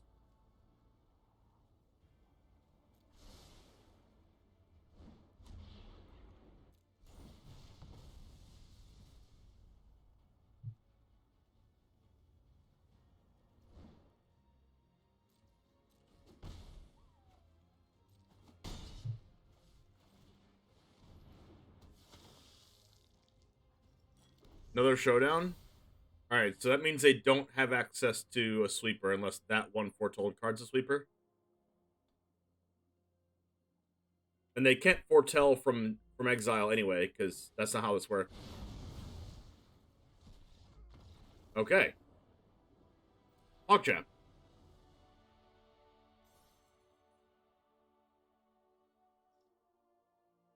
What do you mean they ingested some of the foretell cards in Alchemy?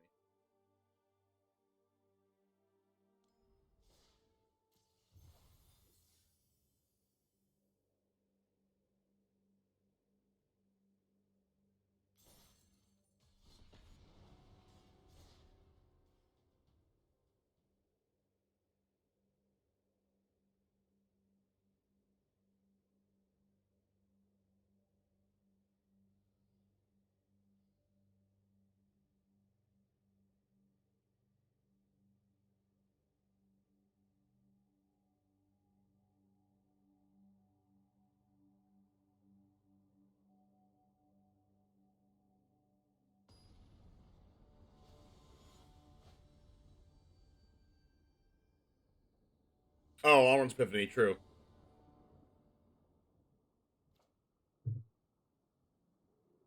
We don't have a proactive card in our hand, but we are on the draw, so I'm going to keep this. Okay, proactive card is good here. Storm Carved Coast, but you're not going to need Hacker Mauling. Well, honestly, yeah, I could scry to try to get a 2-drop. Maybe it's correct. Probably a gold spend deck, so power kills can be really bad. Oh my gosh, I'm drawing all my interaction.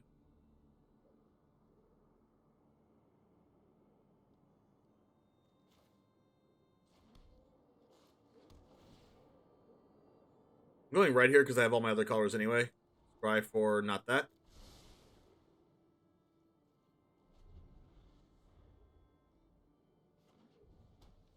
Okay, no expressive iteration.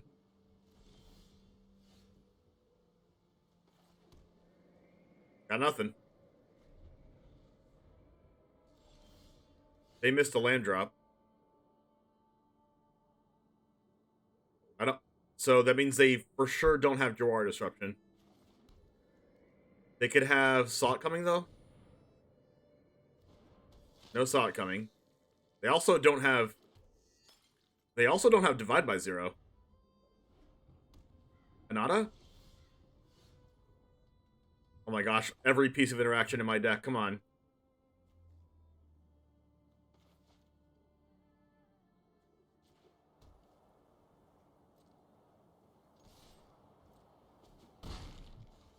Power kill's bad because they're probably playing the combo deck. I mean, honestly, drop's pretty bad too.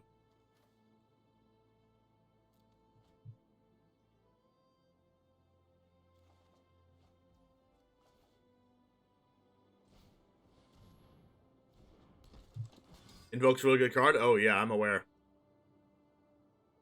They're gonna go, yep, unexpected windfall, what I expected. Nest of Talents in the deck. Now they go Hanada Magma Opus, and I cry.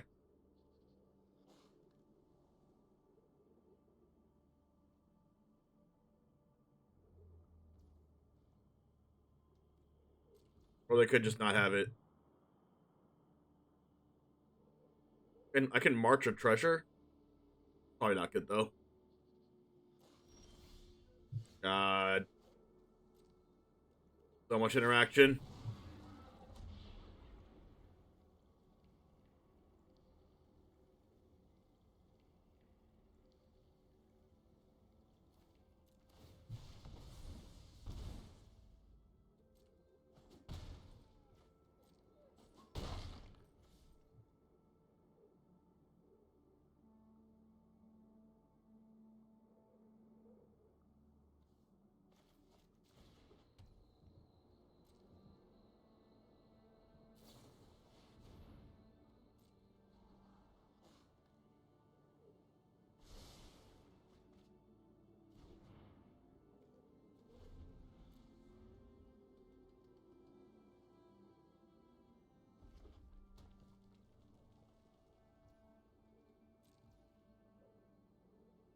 I guess I just have to hope that they cast like Hullbreaker or something.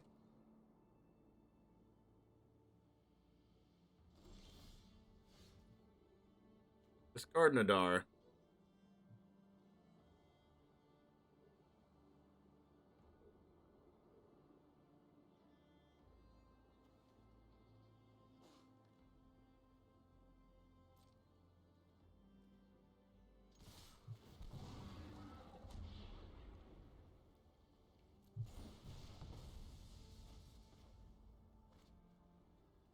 I'm okay with losing life, right?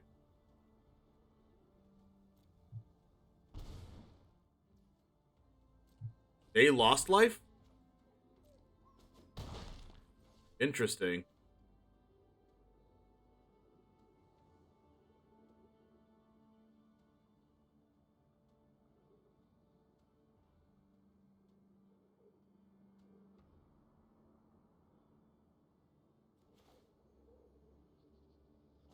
They have a sweeper, right?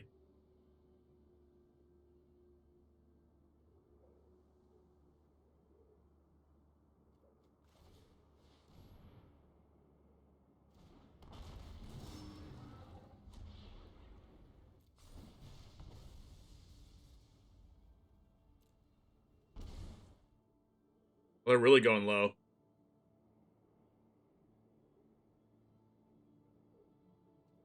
Why don't they want to discard anything?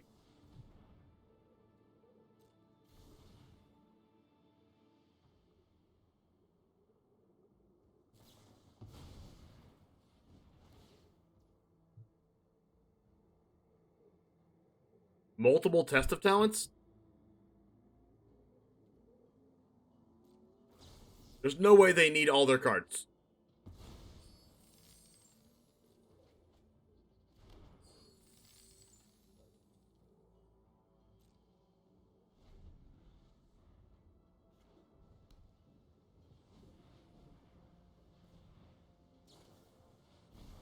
They're probably just milling me.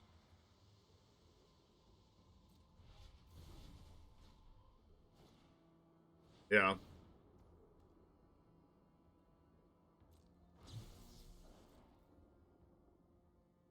I don't think they're going to get me on this, though. Nope, 25 cards left. What else you got? Now they sweep me?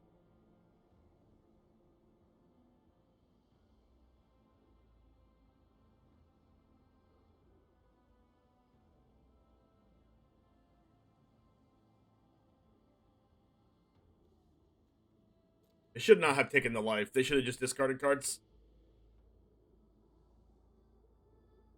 Oh, I guess they can Calamity.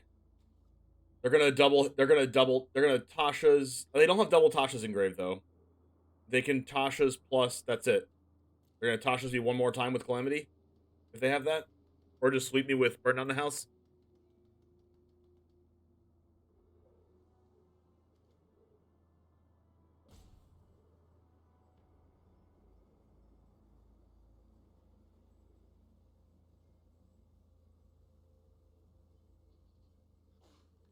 On it? Oh, they could have a Tasha's in hand. Yeah, they can double Tasha's again. Tasha's from grave, Tasha's in hand if they have Calamity. And then they win. Well, most likely. Prismari Command? Whoa. What?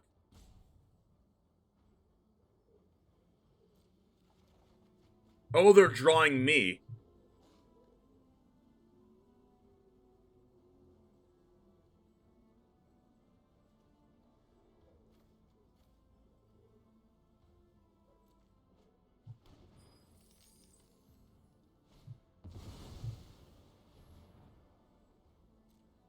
Nope, not gonna get me. Let's go! Not gonna get me. Triple Tasha's. Get out of here. Get out of here.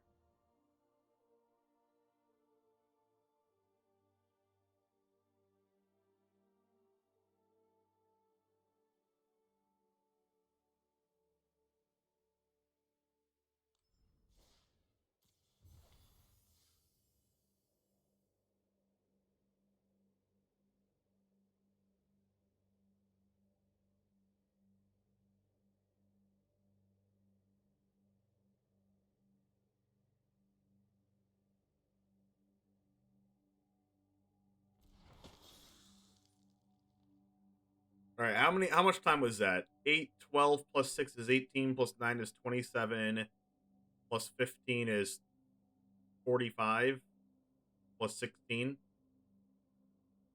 61. That's right at an hour. 70% win rate, not including the one we just absolutely punted out of our minds.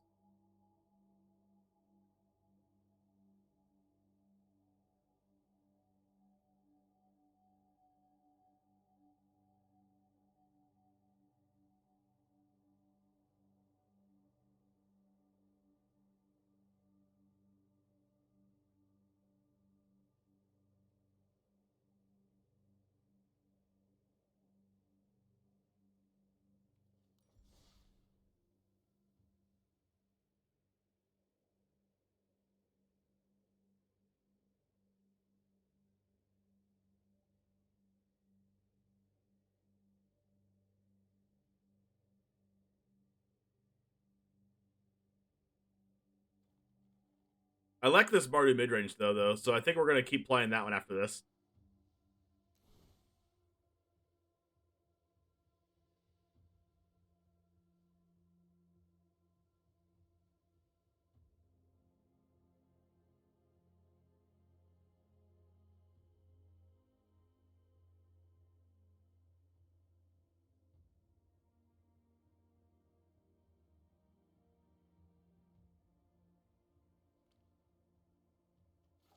That goes here. That goes here, I guess.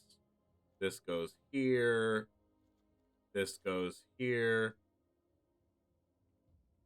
You're awesome.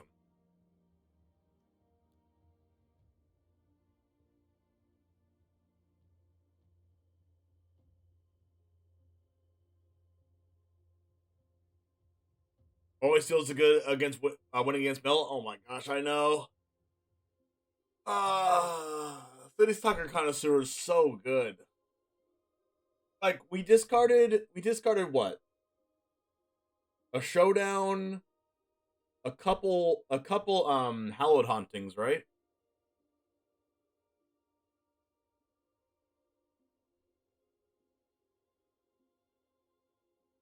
It was just really good.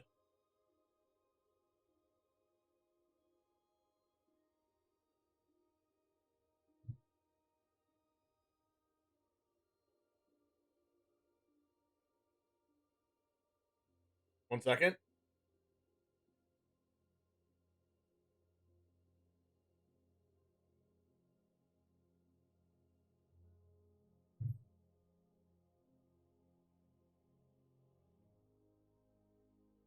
All right, Jamers, if you made it this far, look right above me. It says you're awesome, because you are. Also, let me know what you think of this in the comments. Those of you, just to let you know, the ones of you that have made it this far, you're the real ones. You're the real Jamers. You know how I know? Because I can tell all the statistics, and you're about 5% of the people. So, you're the top 5% of our community. Not that everyone else isn't like great or anything or awesome, but you're the most awesome because you watch these videos all the way through. Thank you so much for helping support, help hanging out, and catch me in my stream sometime on twitch.tv/the1jame and hang out with us live. Ask me questions. Hang out with me if you want. Maybe you can talk to me live and it's not just like not live like this YouTube video is. But anyways, go ahead and check this YouTube video right over here. You might like this one also from the Neon Dynasty Mythic Championship. It's amazing, trust me. And as always, peace. All right.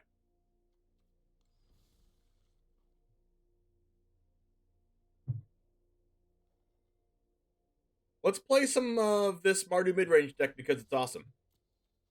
Shall we? Shall we?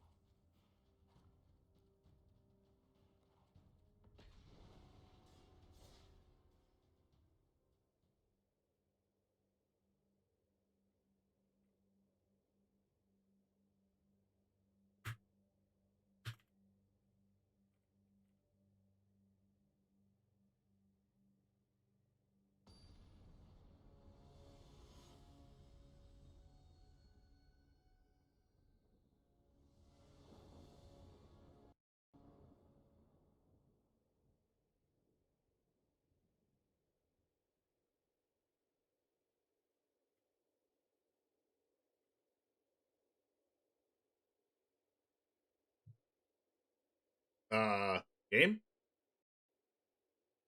Game doesn't want me to win. Game does not want me to win the game.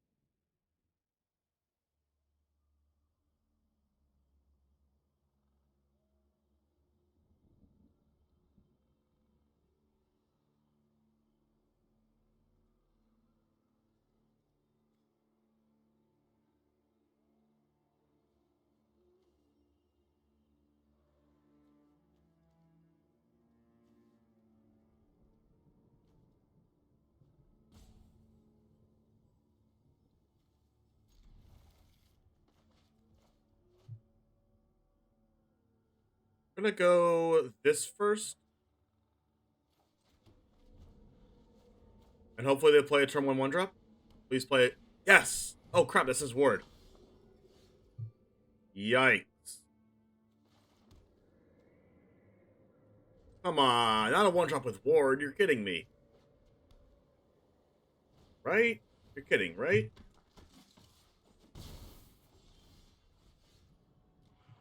Oh my gosh, Anthalia? Get out of here.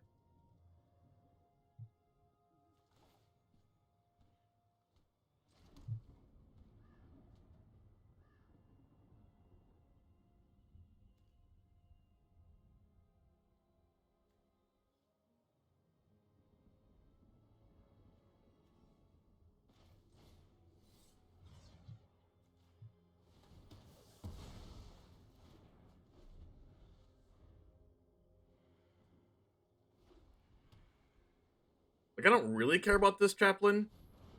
Naked Brutal Cathar. What?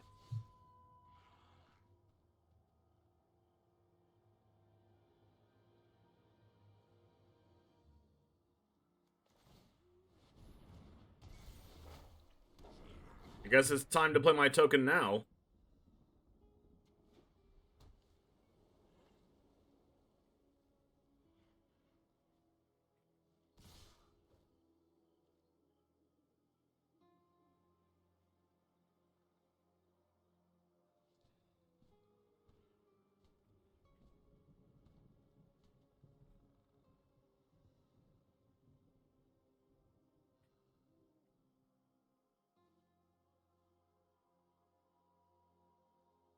This has First Strike. They could buff it with Wandering Emperor, so I'm just gonna go no block. I mean, it already has First Strike, but they can buff it.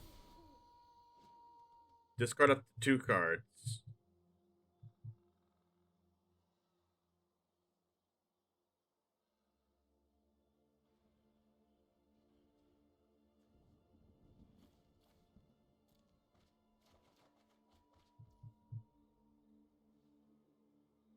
So I can Skyclave this Brutal Cathar.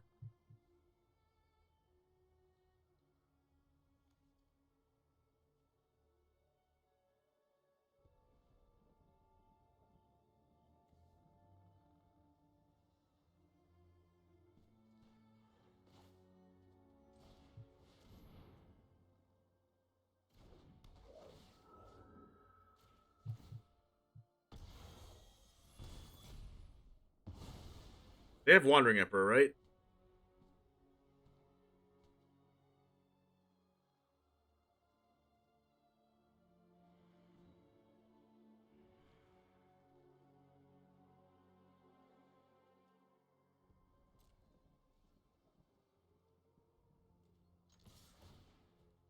Guess I just baited out.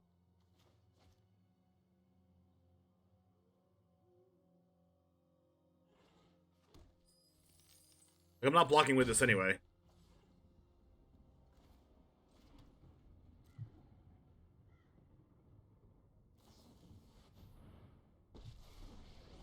Call shots.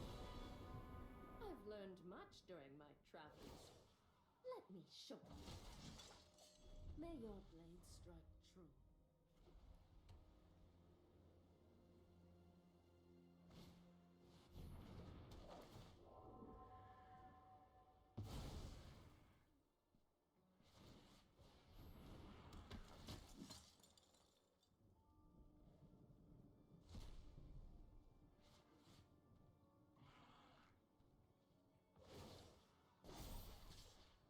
We've got the edge in this fight. A lot of cards. There's an Emperor of my own.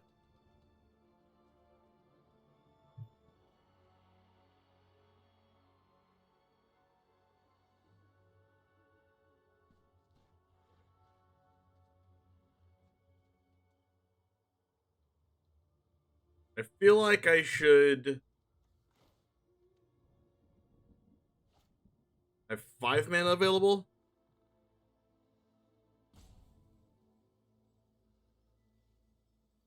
Six mana with Wandering with this token.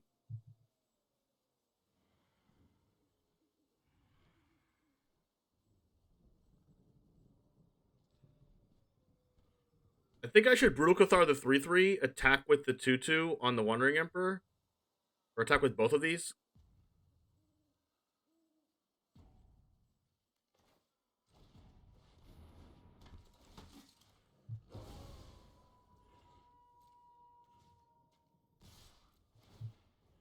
It gets blocked, but then I can Skyclave.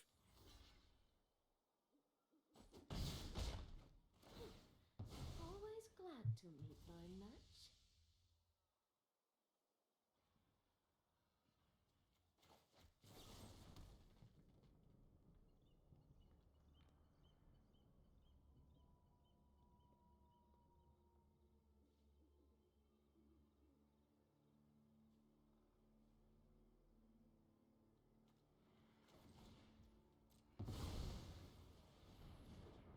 I'm doing awesome, Ray. Thanks for asking. Okay, so now all they can do is give something +1/+1 in first strike, which I take it, and then I have Wandering Emperor plus Bloodchief's Thirst next turn. For the 4/4 illusion. And then Wandering Emperor to kill the Wandering Emperor. I think I did a really good play. I'm actually, like, impressed with myself. Alchemy. Okay, that makes things a little bit harder.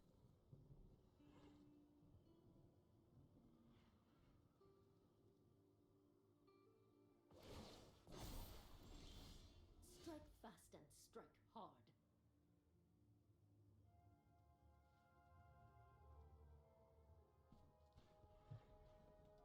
This makes it a little easier, actually. Right? Because I get to go this. Bloodchief's Thirst, pay the cost, and then Wandering Emperor.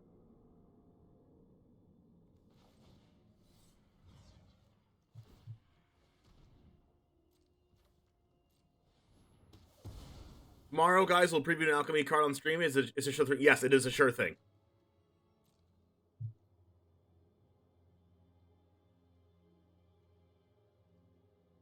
We'll do this.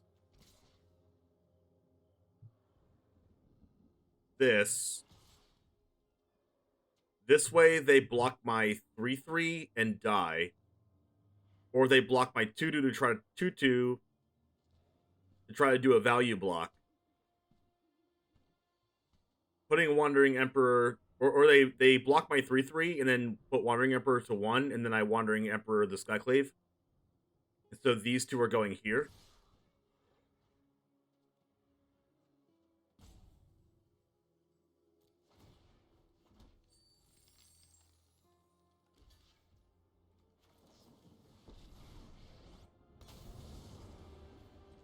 Feel the energy of battle. Then God, show them how weak we are enemies. Chef's Kiss. Until Insane. now and then. Broken. Busted.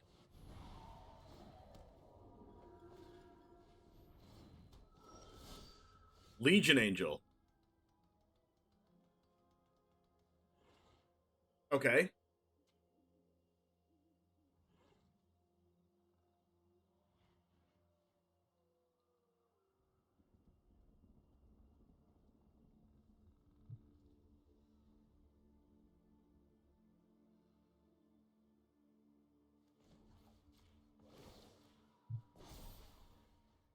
Strike fast and strike hard. I'm doing this because I want to cast both Legion Angels.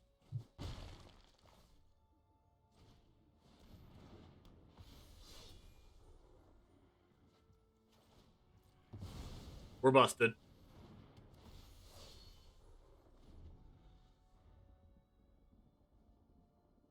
Probably more streamers previewing. Yeah, there probably are more previewing tomorrow. Woo! Yes! We destroyed them! Oh my gosh. We demolished them.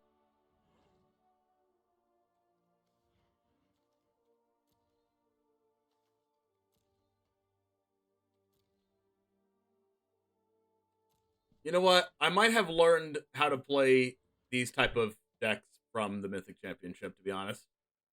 Like, honestly, I learned a lot about how to attack Planeswalkers from that tournament. Not gonna lie.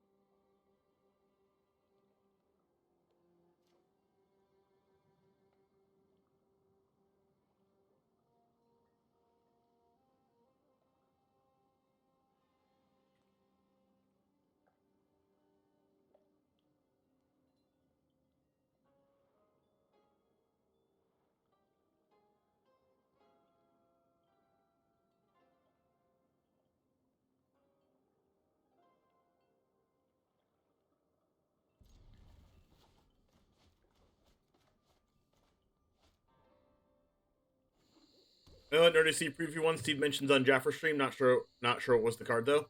I don't remember exactly what the card did. I just know that it's a reconfigure card.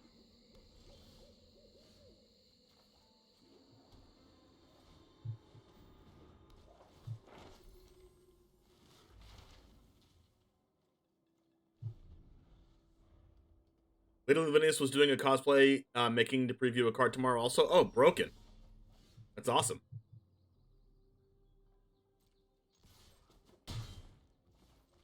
Acquisitions expert with Professor of Symbolic gives me 2 looks at a card.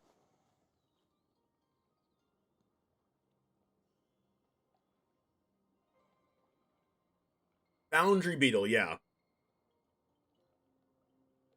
Oh, they just missing white mana.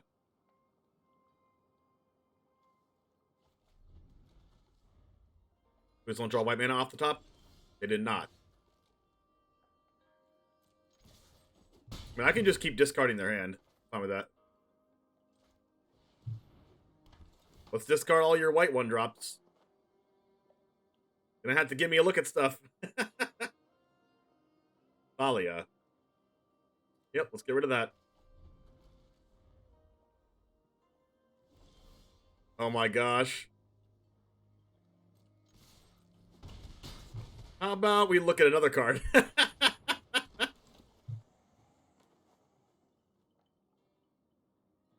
Why you guys stream while I'm at work? It's my streaming schedule. I'm sorry, Mimics. Oh my gosh. Triple expert. I can win the game off 2 lands, I promise.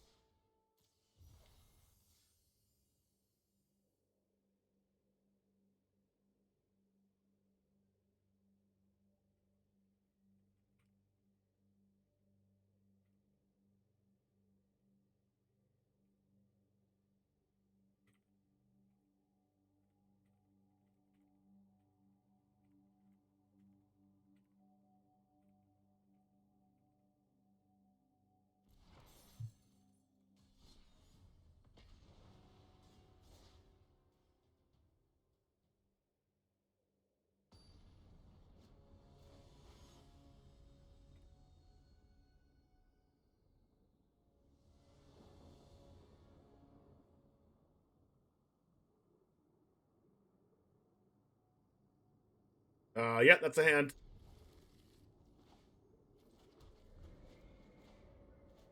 I really like doing the Professor into Acquisition line.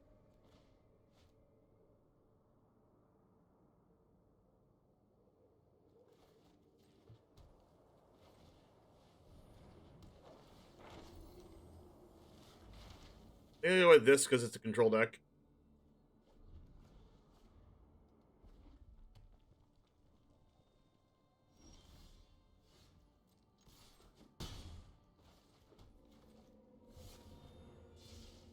Play Ron Jawari.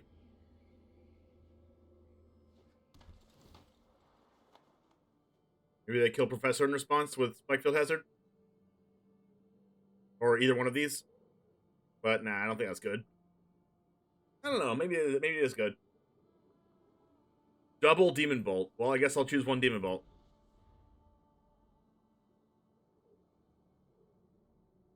Do they go like land pass, hold up Demon Bolt?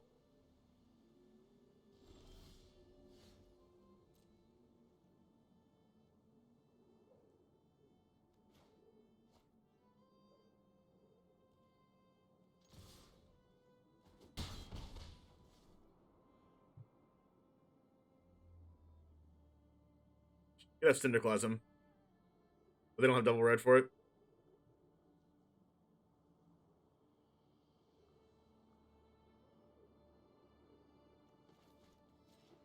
I'm gonna go Professor into get a land drop.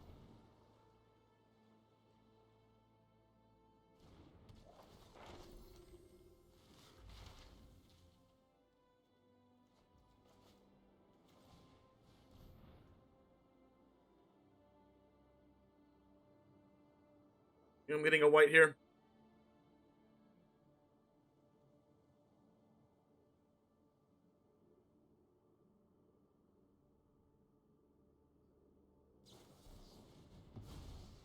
Perfect. Made them Jawari my draw spell, and I don't even really need a land. It would just be nice.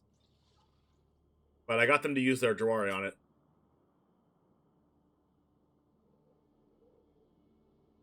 Which means they didn't use their Demon Bolt. Weird. So I guess they just hit their land drop and then foretell Demon Bolt, or like don't even foretell Demon Bolt.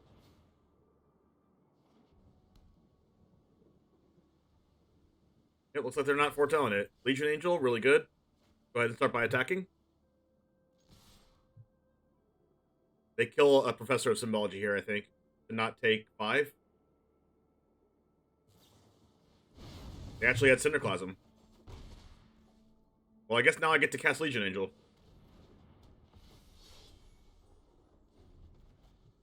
Like, yeah, they can Demon Bolt this, but that takes 3 mana.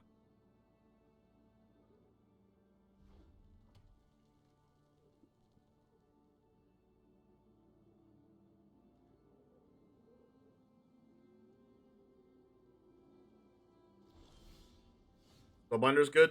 Alright, so here's where they Demon Bolt the Legion Angel.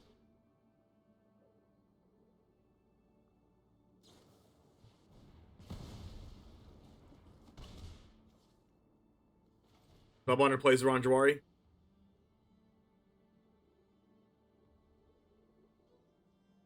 And also takes their draw spell.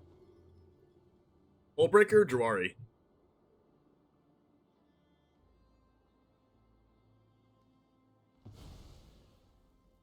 I don't care. I can just attack them. I don't need to cast any spells. Like, yeah, they can Otawara Soaring City one of these back, but they don't really want to do that.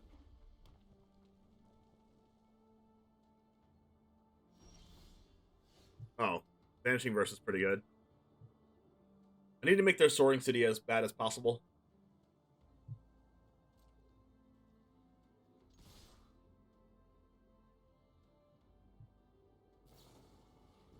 They actually drew Spikefield. Interesting. Really good draw there. Really good draw.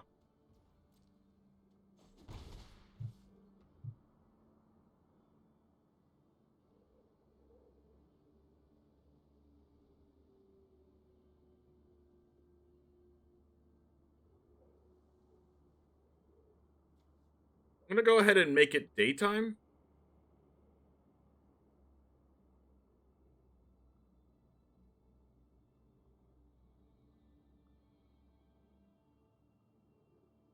I don't want their Soaring City to bounce anything good. But making it daytime, making them cast a spell is pretty good, unless they want it to turn to nighttime, which makes Brutal Cathar an actual relevant 3/3 first strike, take 3 damage if they targeted threat. Okay, they're gonna go Hall of the Storm Giants then. I need to draw an untap land so I can kill this Hall. Perfect.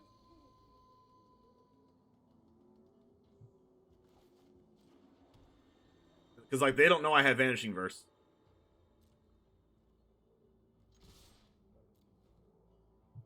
Honestly, could have just, like, cycled this Aganjo to, like, first strike the Hall, but I think... Honestly, that could have been better.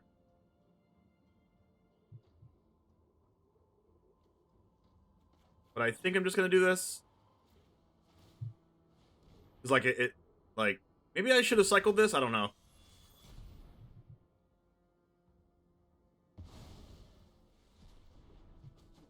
I kind of needed to hit that land drop, though. To, like, have my Legion Angel around Jawari.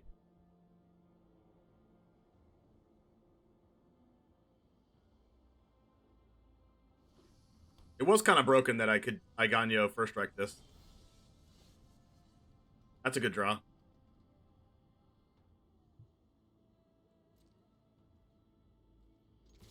Like, maybe they Soaring City my Moonrage Brute? 1, 2, 3, 4, 5, 6, 7, 8. That's 9.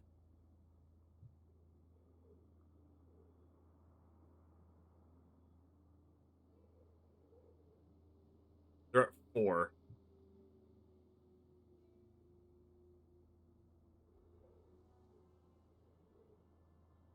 I think I go Legion Angel.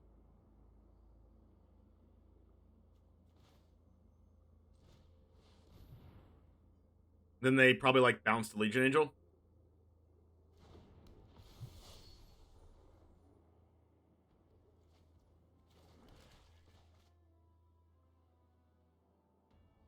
Like, they bounce the Liege Angel, and then what? They have to top deck their way out of it, or else they still lose to my board. Do they win or lose right now? 1, 2, 3, 4, 5, 6, 7. They can't cast Hullbreaker. I have 4 damage on board with this here, so I have to kill both of these and go to 1. Yeah. Pretty impossible to do off 1 card there. We're almost at Mythic, chat!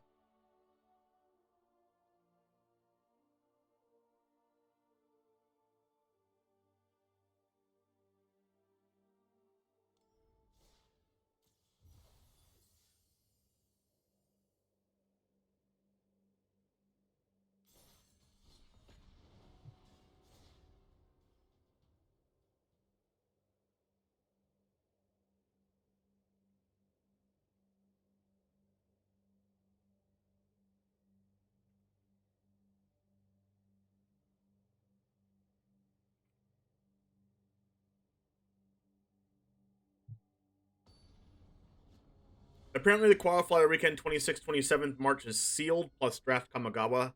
Day 1 sealed, day 2 draft. But Stream League 10 is going to be on the 27th. The Arena Open is the 16th and 17th of April historic. So I need to write that down.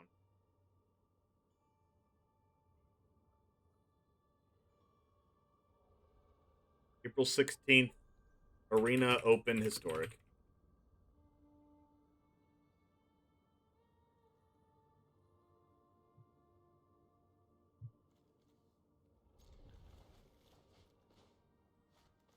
Am I supposed to be using Hagermauling as a land?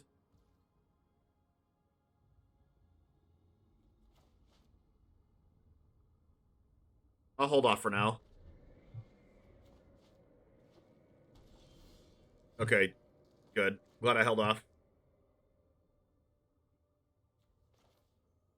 Black Acquisitions Expert. What card would you like me to take?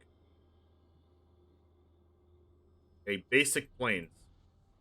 What art is this? D&D? Okay, it's a good Skyclave target. Also a good Bloodchief's Thirst target, but I'll Skyclave it.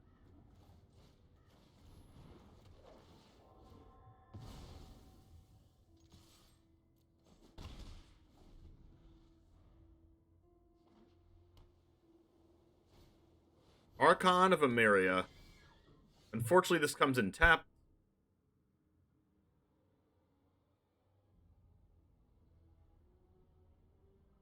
So I'm going to go Fable plus Tapland.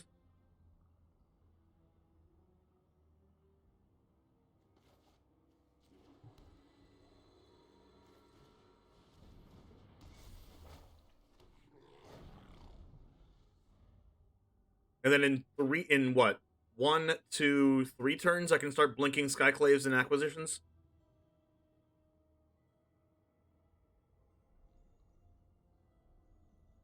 Gosh, I love this deck.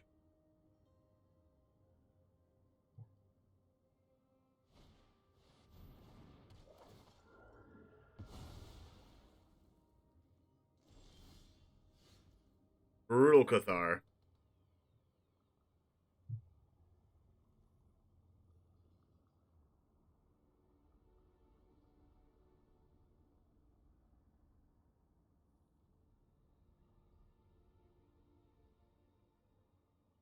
What if I just, like, Brutal Cathar the Archon?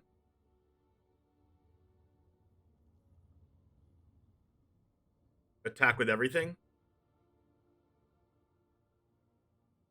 Brutal Cathar, the Archon.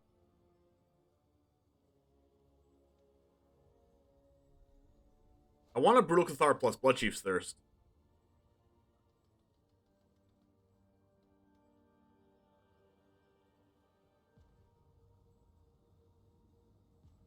I don't really like the Sorin play. So I'm going to Brutal Cathar this. Attack with these.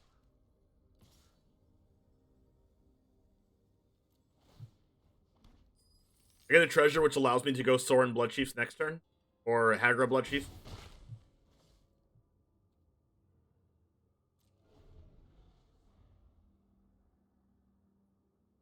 They have another Skyclave that's going to be a little bit weird because they get their Archon back.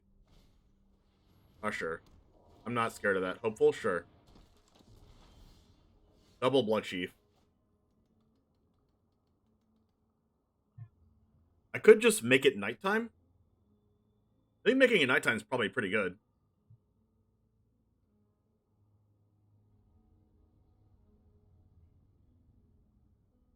Yeah, it's nighttime. That seems too good not to do.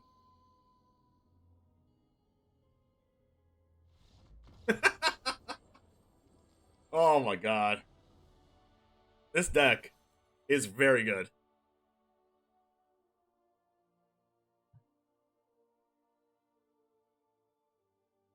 I mean, you know how usually other decks in other formats kind of seep into other ones? Like remember when everyone was playing like Fires Luca, like Jeskai Fires Luca, Agent of Treachery stuff in Standard? And then everyone's like, oh my god, best deck in Standard. It's never gonna do anything in Historic, so like no one played it in Historic. Because Historic is, you know, more powerful than Standard. Then I started playing it in Historic and I was like, wow, this is winning all the time. This deck's insane even in Historic. And then everyone started playing it in Historic also. I kind of boasted about it a little bit in the Jeff Hoogland Discord, and people caught on and started playing it for themselves. And then I might have banned that card for the world.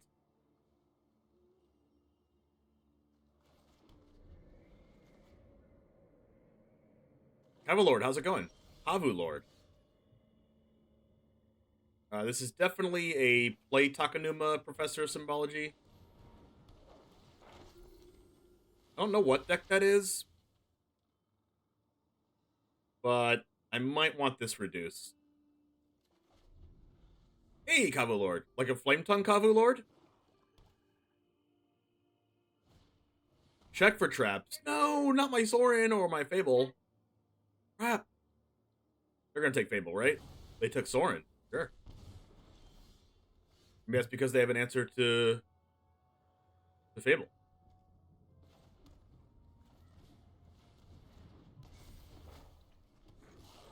Kind of wishing I got Pest Summoning, but it's really bad against Meathook Massacre, so...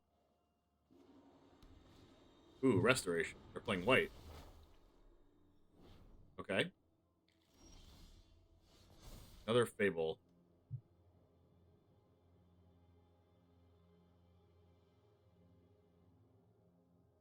I mean, I don't really like these cards here.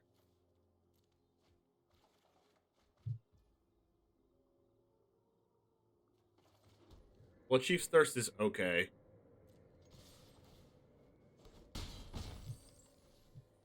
They can Meathook for 2 next turn?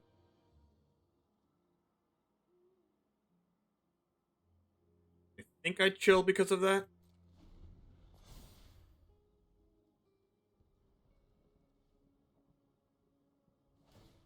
Ooh, that's a really good play. Discard Bankbuster. Bring it back.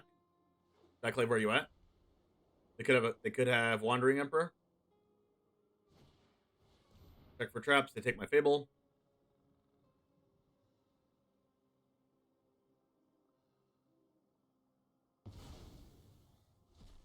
They're slowly whittling down and losing here. We have an answer to the Restoration.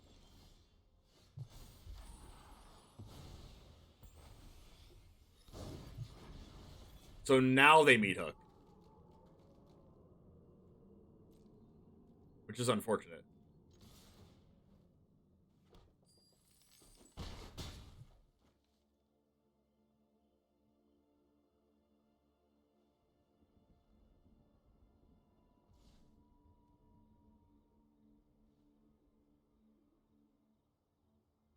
It's really unfortunate they get to Meathook and not kill their own Restoration. When me and my coworkers worked in person, they always laughed at my jokes. Now that we work from home, they don't laugh anymore. I asked them why, and they told me I wasn't remotely funny. I've seen that one. Oh, they don't have a sweeper. I have seen that one. It was so funny. You're not remotely funny. I get it. I guess they can crew the Bankbuster with this too and attack for 4 if they really wanted to, but they're probably not going. Foretell Doomscar. Okay, so I could Brutal Cathar the Architect.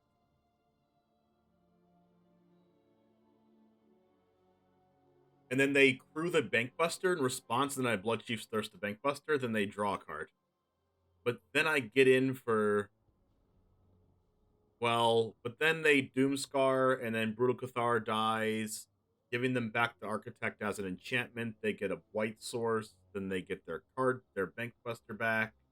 That's not good for me. I think...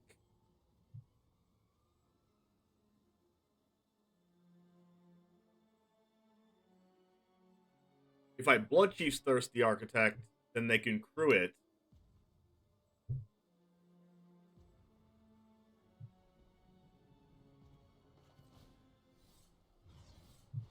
But then I can... They did not crew it. Weird.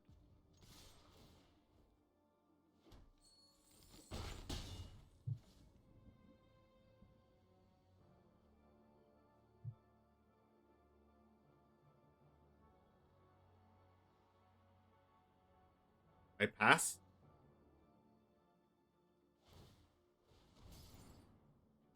They're gonna Doomscar, and that's fine because they have to. And then... Another Doomscar? Wandering Emperor. What if I just make them Doomscar, and then I cast Wandering Emperor? Champ?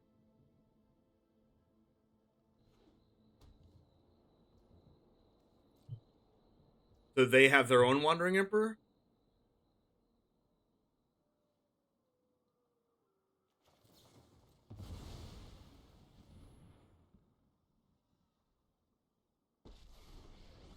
I'm going to make a Vigilance creature so it can't get Empered. Now you've done it. That's coming off. Keep watch for intruders.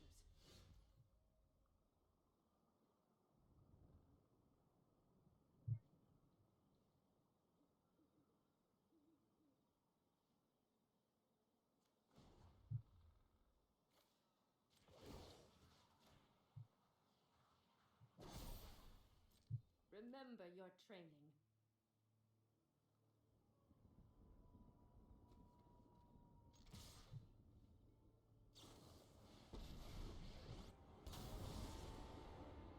I hope you're ready to leave. You're done.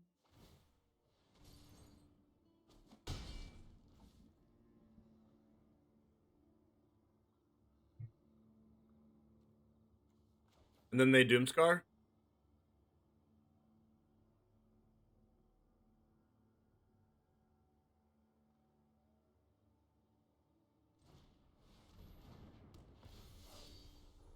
How's it going? Been trying to find a Martyr list for Standard I like and have been struggling. Oh, this deck is really good. Trust me, this deck is really good.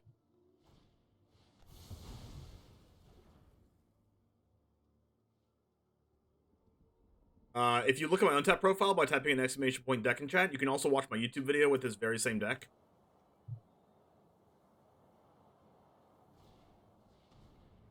I currently have a 62% win rate with it, but that's before I made some changes. After I made the changes, I'm 8-0 in my last 8 matches. Check for traps again, taking my Legion Angel. Okay. Bankbuster's really insane right now, to be honest.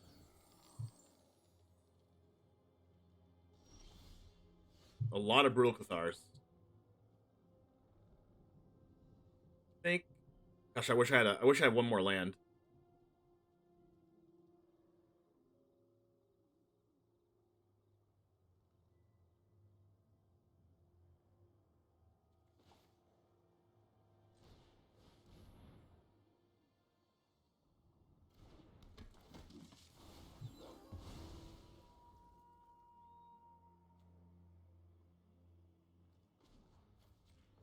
Alright, 2 lethal attackers. They can make a 2-2, but they know I have a Brutal Cathar. They can make a 2-2 plus have another Wandering Emperor, give it +1/+1, and then through the Reckoner Bankbuster. And if I don't, that might be the best thing to do if I was the opponent. We must protect the people. All right, making a 2/2 first means they don't have another sweeper, but they've already gone through 3 check for traps and 2 doom scars, right? Yeah. And a vanishing verse. Yeah, feel free to see my other decks, Immortal Echoes, either on YouTube or like on my Untap profile and stuff. I have them all there. Some of them worse than others, obviously, but Soul Transfer. I'll be back. A little bit of a yikes. Acquisitions Expert. Okay.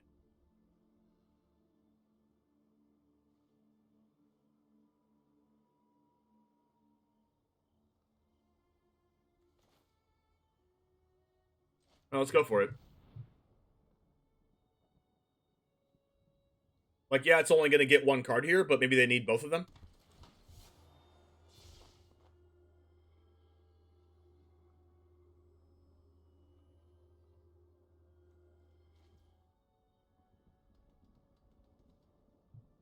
Let's go ahead and Brutal Cathar the 2/2.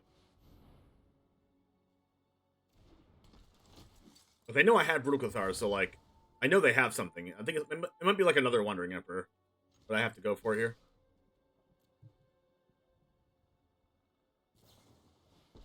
Yeah.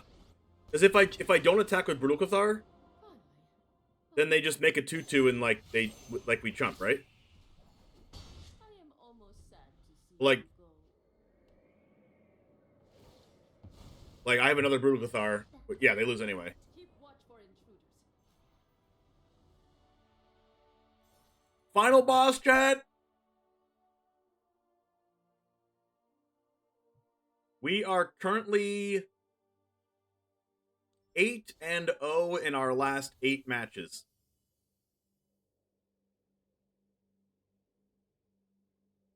Like, there was just one day where all of our luck was super bad, right? We were 1-5 2 days ago.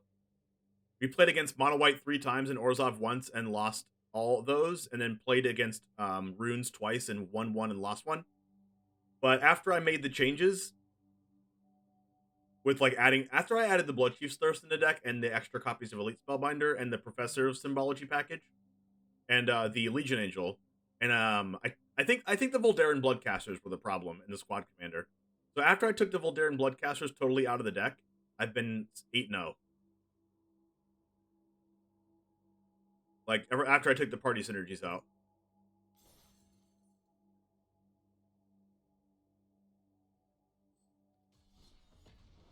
The last tip can be frustrating or super rewarding. Only your next opponent will know. We're going to play against Mill, of course, obviously.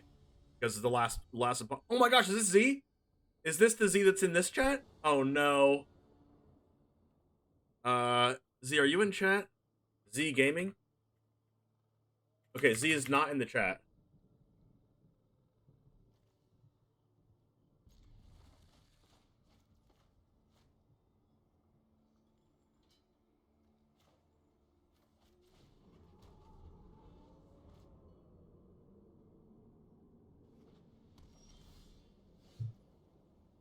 Acquisitions Expert's perfect.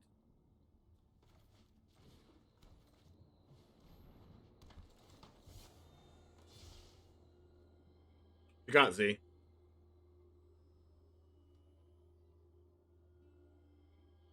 What you got, Z? Z has been a sub to the channel for a long time. I think he's actually one of the first people that ever subbed to my channel, ever. Got rid of a Raydane, which is fine, which means our Wandering Emperor and Soren are 4 mana instead of 6. Strict Proctor. Oh my god, this actually stops like all of my every single card in my hand. Like, it doesn't really stop Fable.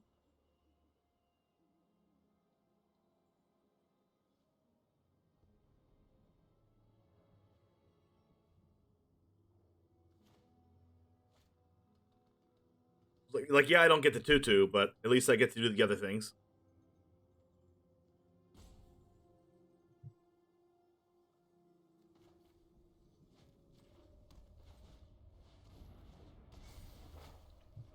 Oh wait, I got that? Oh, it's a lore counter. Oh, it's as it enters and after your draw step. Oh, it's as it enters, not when it enters. Oh, that's weird. That's a weird ruling.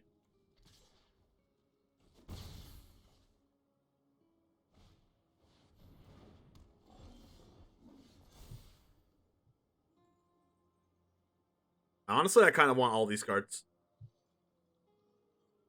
But I would like to draw land.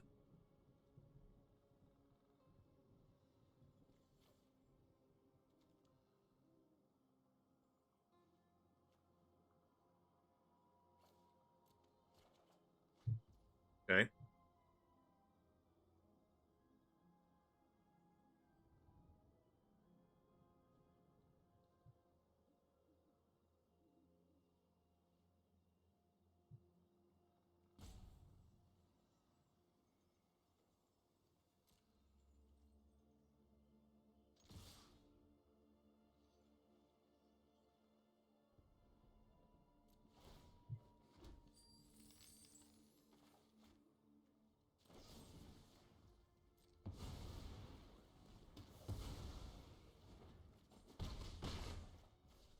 Treasures are good, chat. Treasures are good. They're playing a stacks deck. They're literally just playing mono white control. If I draw an untapped land for turn, I get to Elite Spellbinder, plus pay for Strict Proctor. Oh my god.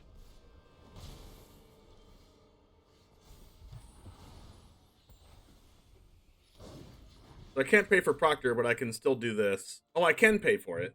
If I attack with the Goblin Shaman.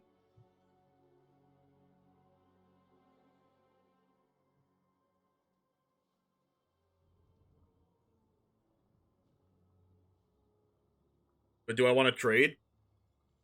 Or do I want to, like... Maybe I do want to Elite Spellbinder.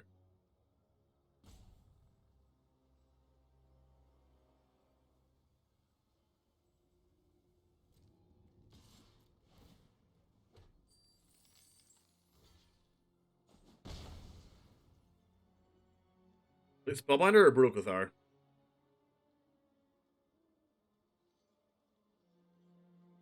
Probably Spellbinder.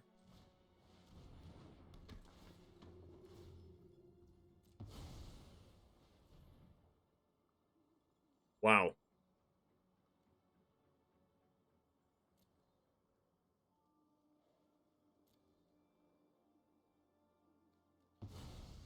I don't want them killing my reflection.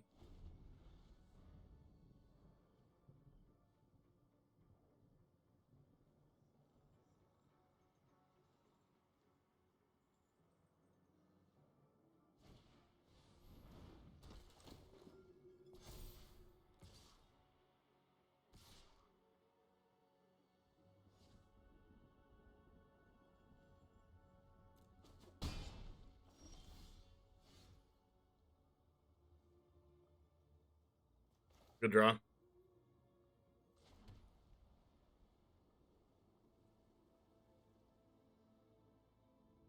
That's a cleric, so this gets to discard a card.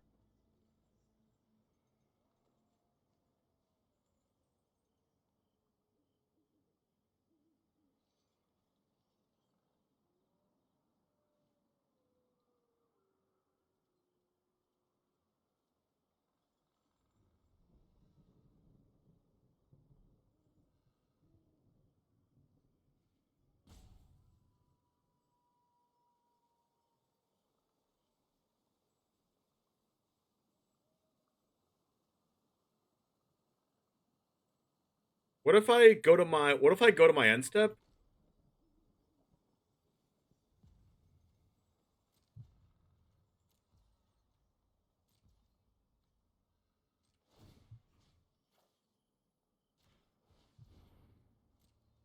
So then I don't get I have to sacrifice it at their end step?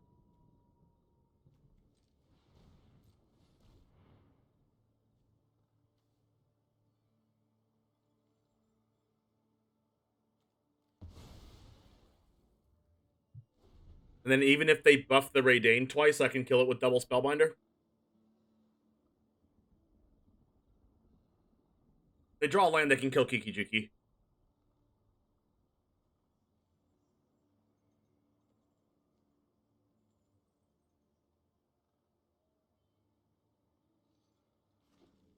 Oh my gosh, they drew the land, so next turn they get to kill it? I'm going to... Okay.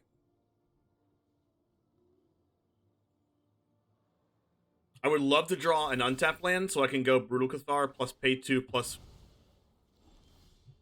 Okay. So I Brutal Cathar plus pay 2, or do I just keep the Reflection open?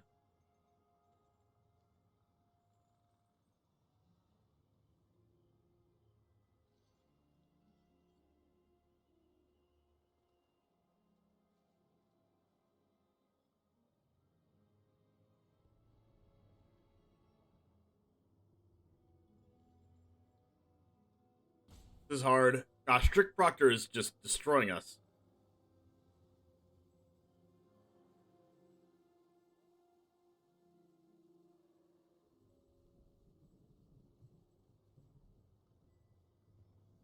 So... I do this on the Proctor?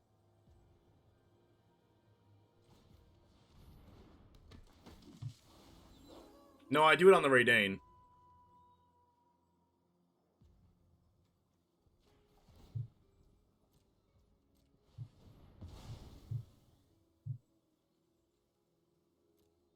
Because, like, they want to use the Fateful Absence on Kiki-Jiki, and they have to do it right now if they want to do that. And I'm okay with them spending their whole turn doing that.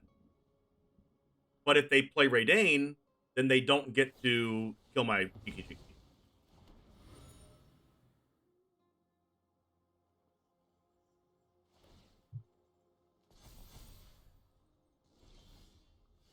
I'm not drawing lands.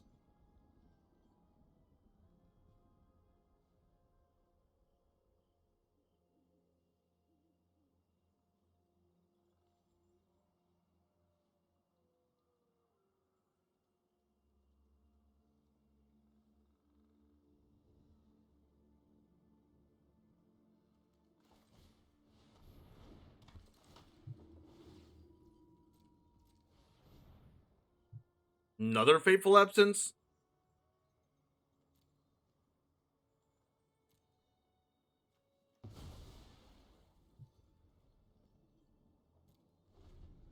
There's always here some Bezos bucks for Charizard, Jimmy. Maybe you make the next set championship. Oh, that would be amazing. Thank you for the Bezos bucks, Ash. I didn't see it go through yet, but thank you very much.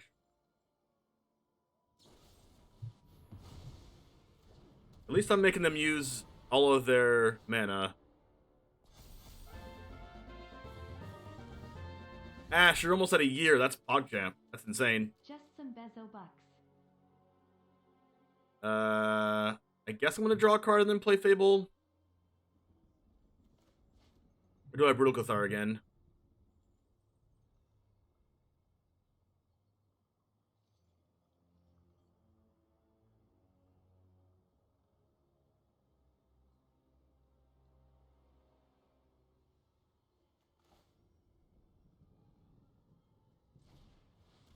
Gosh, this deck is so weird.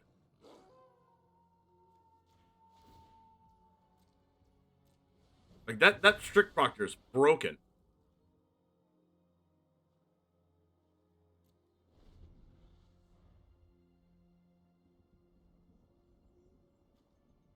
Especially followed up by double Fateful Absence. And double Luminarch Aspirant. And Legion Angel.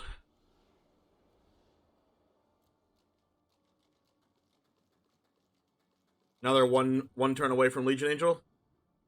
I mean, so am I, technically. You haven't seen nothing with Strict Proctor trying her Alchemy? She stops the land triggers? The land triggers?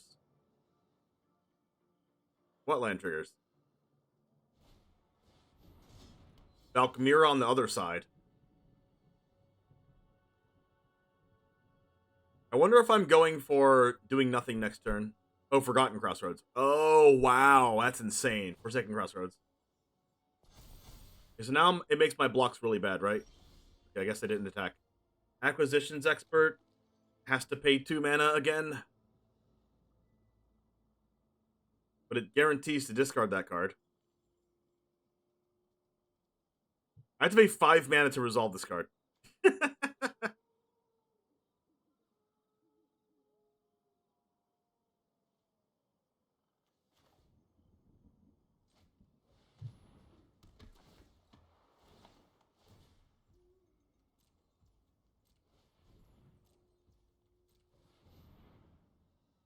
On Athalia, too. Oh, jeez. Opponent, can you calm down, please?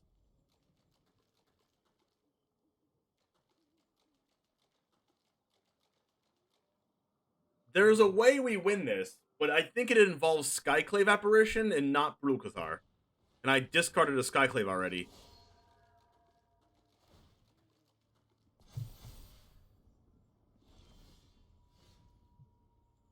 Alright, that lane was actually really good. I can start resolving Legion Angels. But I can also just play double Fable. Honestly, if I just resolve Legion Angel right now, I could, like, start winning.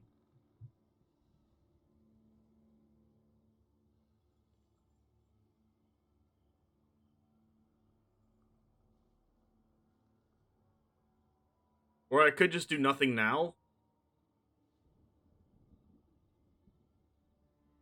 I'm going to do nothing now. Get my value out of these clues.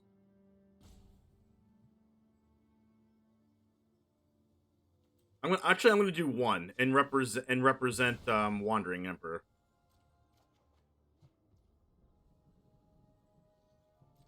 And then do nothing. I'm going to double Fable next turn.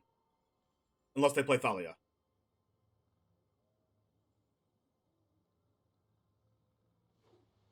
Oh, they're playing Legion Angel.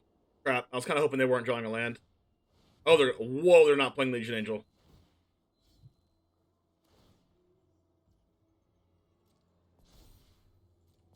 Gosh, if I had Wandering Emperor right now, it'd be insane. Actually, it wouldn't be insane because I can't target it because of Alchemy.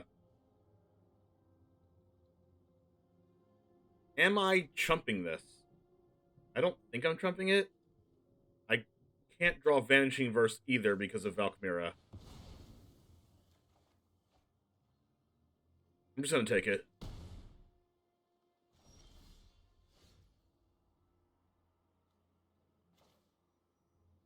Land, double Fable. And this works under Proctor because it's a lore counter, for whatever reason. And then I'm gonna target this Strict Proctor.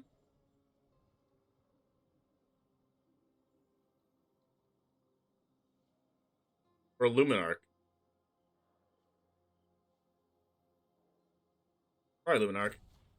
And then I have to pay the last remaining mana for Valkyria. God.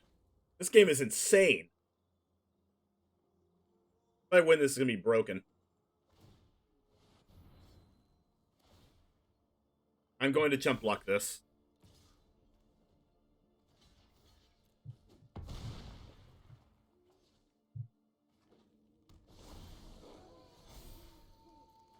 Alright, now I get to play 2 spells again.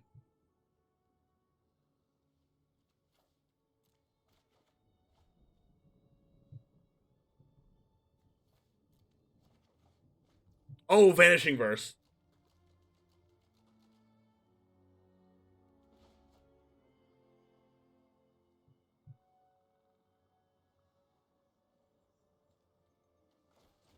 So 1, 2, 1, 2, 3, 4, 1, 2. I can Legion Angel plus pay for Proctor and Vanishing Verse.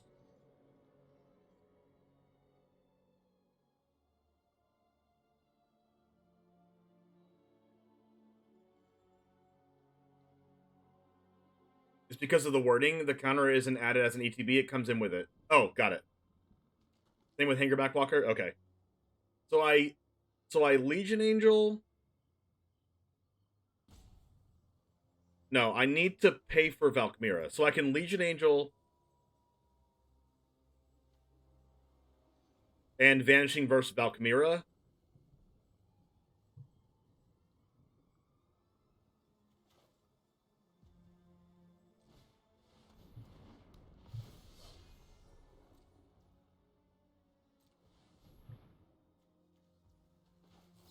And this is 2 spells, and then I don't have to pay an extra mana for Moonrage Fruit.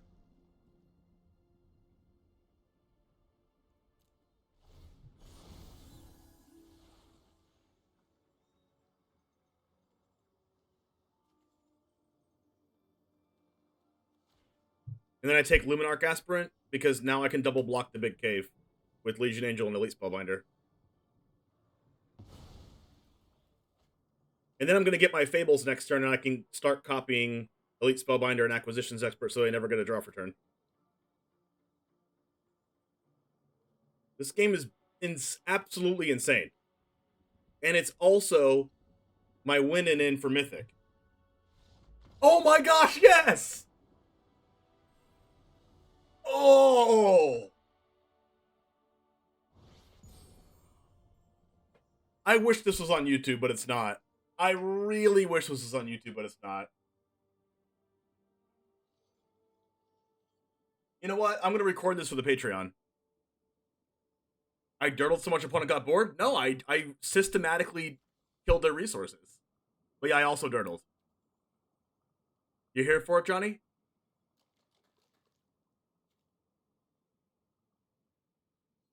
Uber dirtle to make Mythic. I was going to get my Fables back, and then I was going to start, like, copying Brutal Cathars and stuff. Actually, that doesn't do anything, right? I'm going to start copying Spellbinders and Acquisitions Expert to where they never get a land. They never get a draw for turn, ever. But yeah, Z is our friend. I don't know if this is actual Z. We'll see if he comes into chat soon. But this can start flickering Spellbinder and Acquisitions Expert. I think they would have won a while ago if they just started casting Legion Angels, but I don't know. Oh, they couldn't because their own Strict Proctor would stop their Legion Angel. Oh. Fair. So their Strict Proctor was stopping them. But it also stopped me, like, a lot.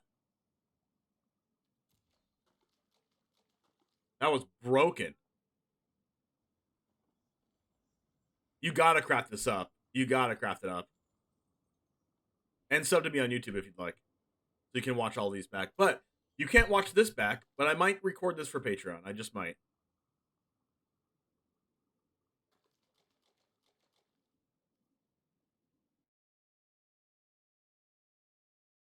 Honestly, I might. That game lasted so long, I might just record that for YouTube. I might just, like, use that as a YouTube video.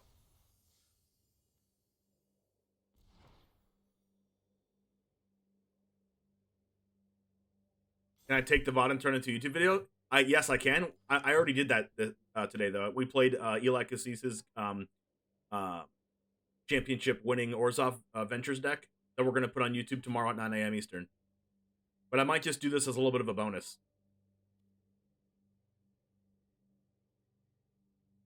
Like, maybe the video for the next day or something.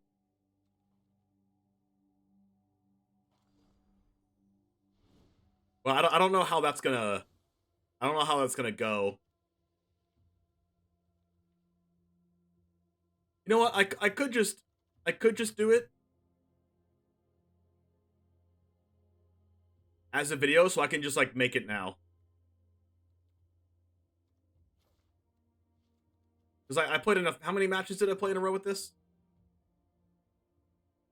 I just played 6 matches right now. I could just make this into another video. We literally went... We were 9-0. But yesterday I beat Mono White, Izzet, and Green White. Today I beat Mono White 4 times. Mono White, Izzet, Mono White, Orzhov, Mono White. This might have a good Mono White matchup, chat. 3 Brutal Cathars, 4 Skyclave Apparitions. Might have a good... I don't know whether it's, you know... Might just have a good Mono White matchup.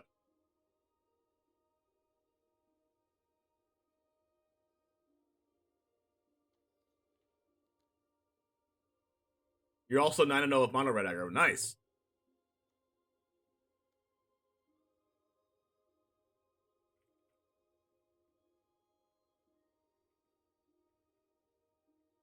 All right. So we'll make an intro video. We'll make an intro and an outro right now, and I can just cut it up into the video.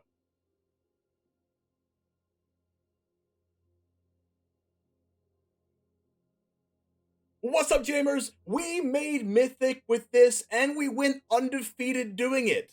Actually, 6-0. Just straight into Mythic from Diamond. This is the deck. It's a little bit of a variation from the deck that you've seen two YouTube videos ago. If you saw those already, thank you for coming back and watching this one. But if this is your first time here, I'm the one James, and I like building decks that no one else likes to play, or that no one is willing to build. So right now, I've used a little bit of a play on the Mardu mid-range deck in the championship with the Fable of the Mirror Breaker, and it's really, really, really, really, really good with Acquisitions Expert, Professor of Symbology, Elite Spellbinder, and Skyclave Apparition in Standard. So it's also really good with two. You can make your like haste 2/3 flying Lifelinkers, which is good too. Here's my sideboard for Best of One, and we made Mythic in this run. So hope you like our run to Mythic. It's undefeated. The matches are pretty quick outside of the last one, but you don't want to miss the last one. About 60% of you aren't subscribed, so in order to see future videos like this, make sure to click the subscribe button, and it all starts right now.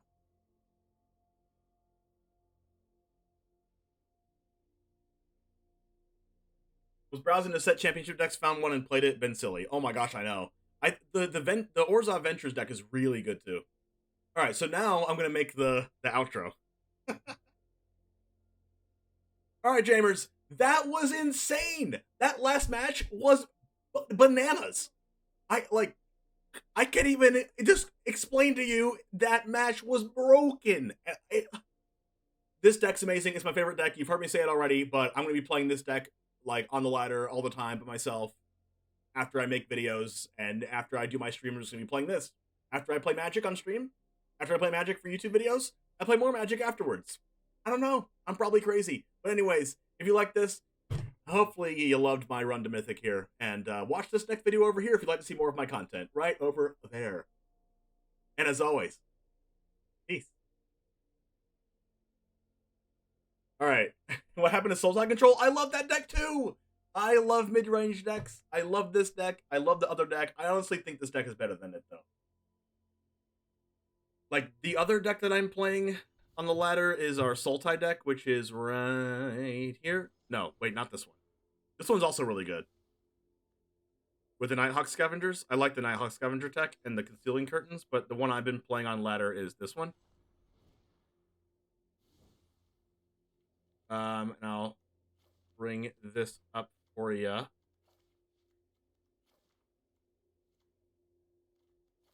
one I've been playing on ladder is this one. I don't know if the culling rituals are right anymore because people are falling out of favor of runes now that everyone's playing Archon of Meria.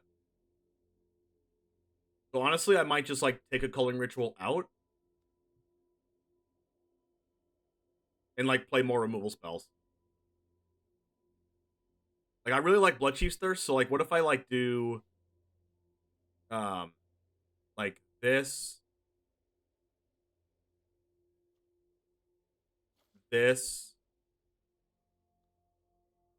maybe one culling ritual is right. But I've been really liking Bloodchief's Thirst, so why don't we just play Bloodchief? And then play like a Power Word. And then like maybe I'll do this now. Stuck at work waiting on tow truck because I snapped the key off the ignition. What? Zach, hope everything goes well for you. I'm sorry.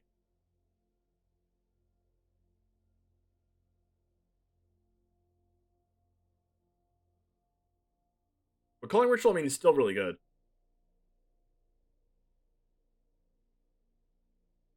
But this is like a more of a Tameo deck than anything.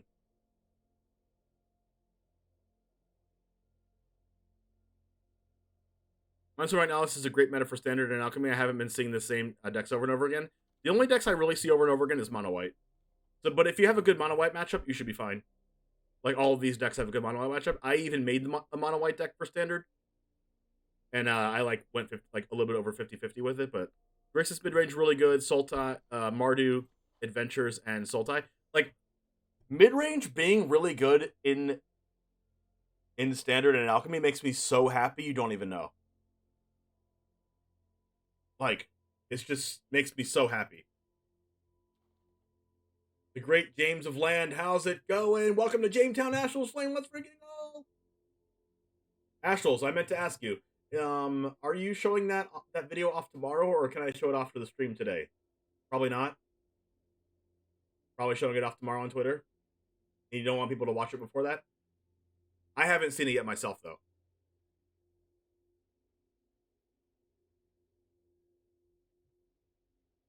I can show it off today? Oh, let's watch it on stream then.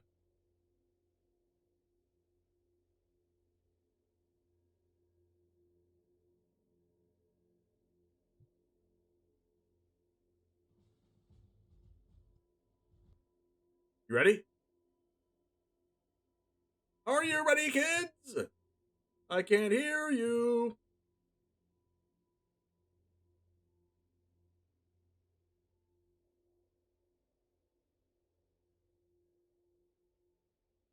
Riveteers, commence. Makes me happy when mid-range is good, then I can play 4 weeks of controlling grindy matchups and then get bored and run aggro decks. Still, does that change? Usually decks that beat mid-range decks are decks that go super over the top of them, though. Like, you know, hard control. Okay! That's why you saw Eli Kassis in his deck list in the sideboard had 4 copies of Graveyard Trespasser. So he, like, takes out all the precipitous drops and just put in 4 Trespassers, and that's how he beats control. Let's watch this!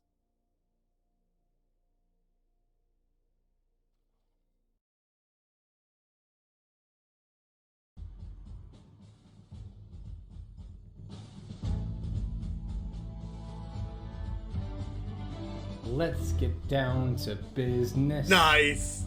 To join the Riveters.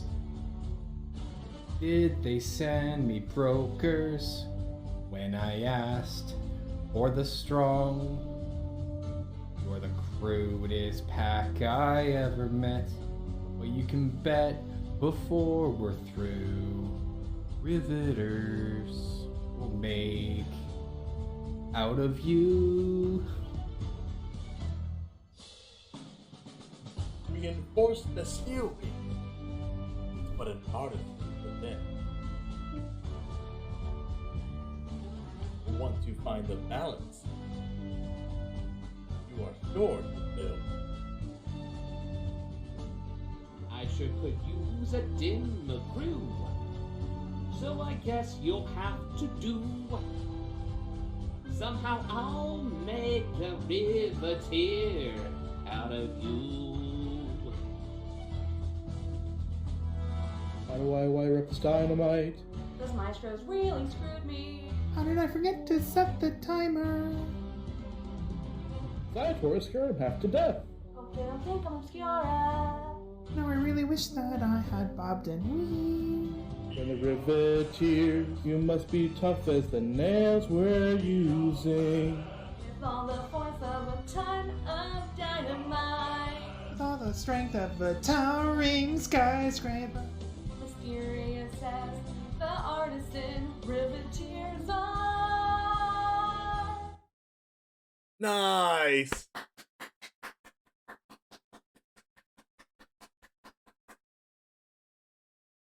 I honestly did not even know that it was that song, or else I would have sang it differently. If I had known it was that song, obviously, yeah, you didn't tell me, but like, I would have said the word slower and on beat.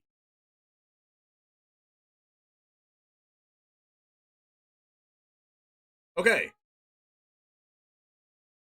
So let's go ahead and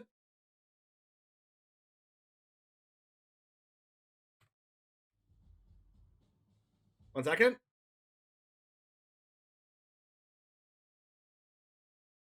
Let's go ahead and go over to another streamer because I'm out for today. Today's decks were awesome. Thanks for hanging out. You guys are amazing. Appreciate all the support, all the subs, all the follows. If you want to see, if you're here for the first time and you want to follow my content to see some more awesome mid-range decks and maybe some cool rampy big spells control decks, maybe some commander from time to time, go ahead and follow the stream and I'll see you next time. But for now, who do we go over to now? You know what? I never get to raid Arne Huschenbeth. But he's playing Grixis midrange, and I love Grixis midrange, so let's go ahead and go over there and tell him hi and give him a quick shout out and a follow if you want to see more of his content. He's a top competitor. He's been in Worlds. He's amazing and also a pro player. Way better than I am. 14 times better than me. And we'll see you over there. And as always, Goose Gang. Out. Let's go! I'll see you tomorrow.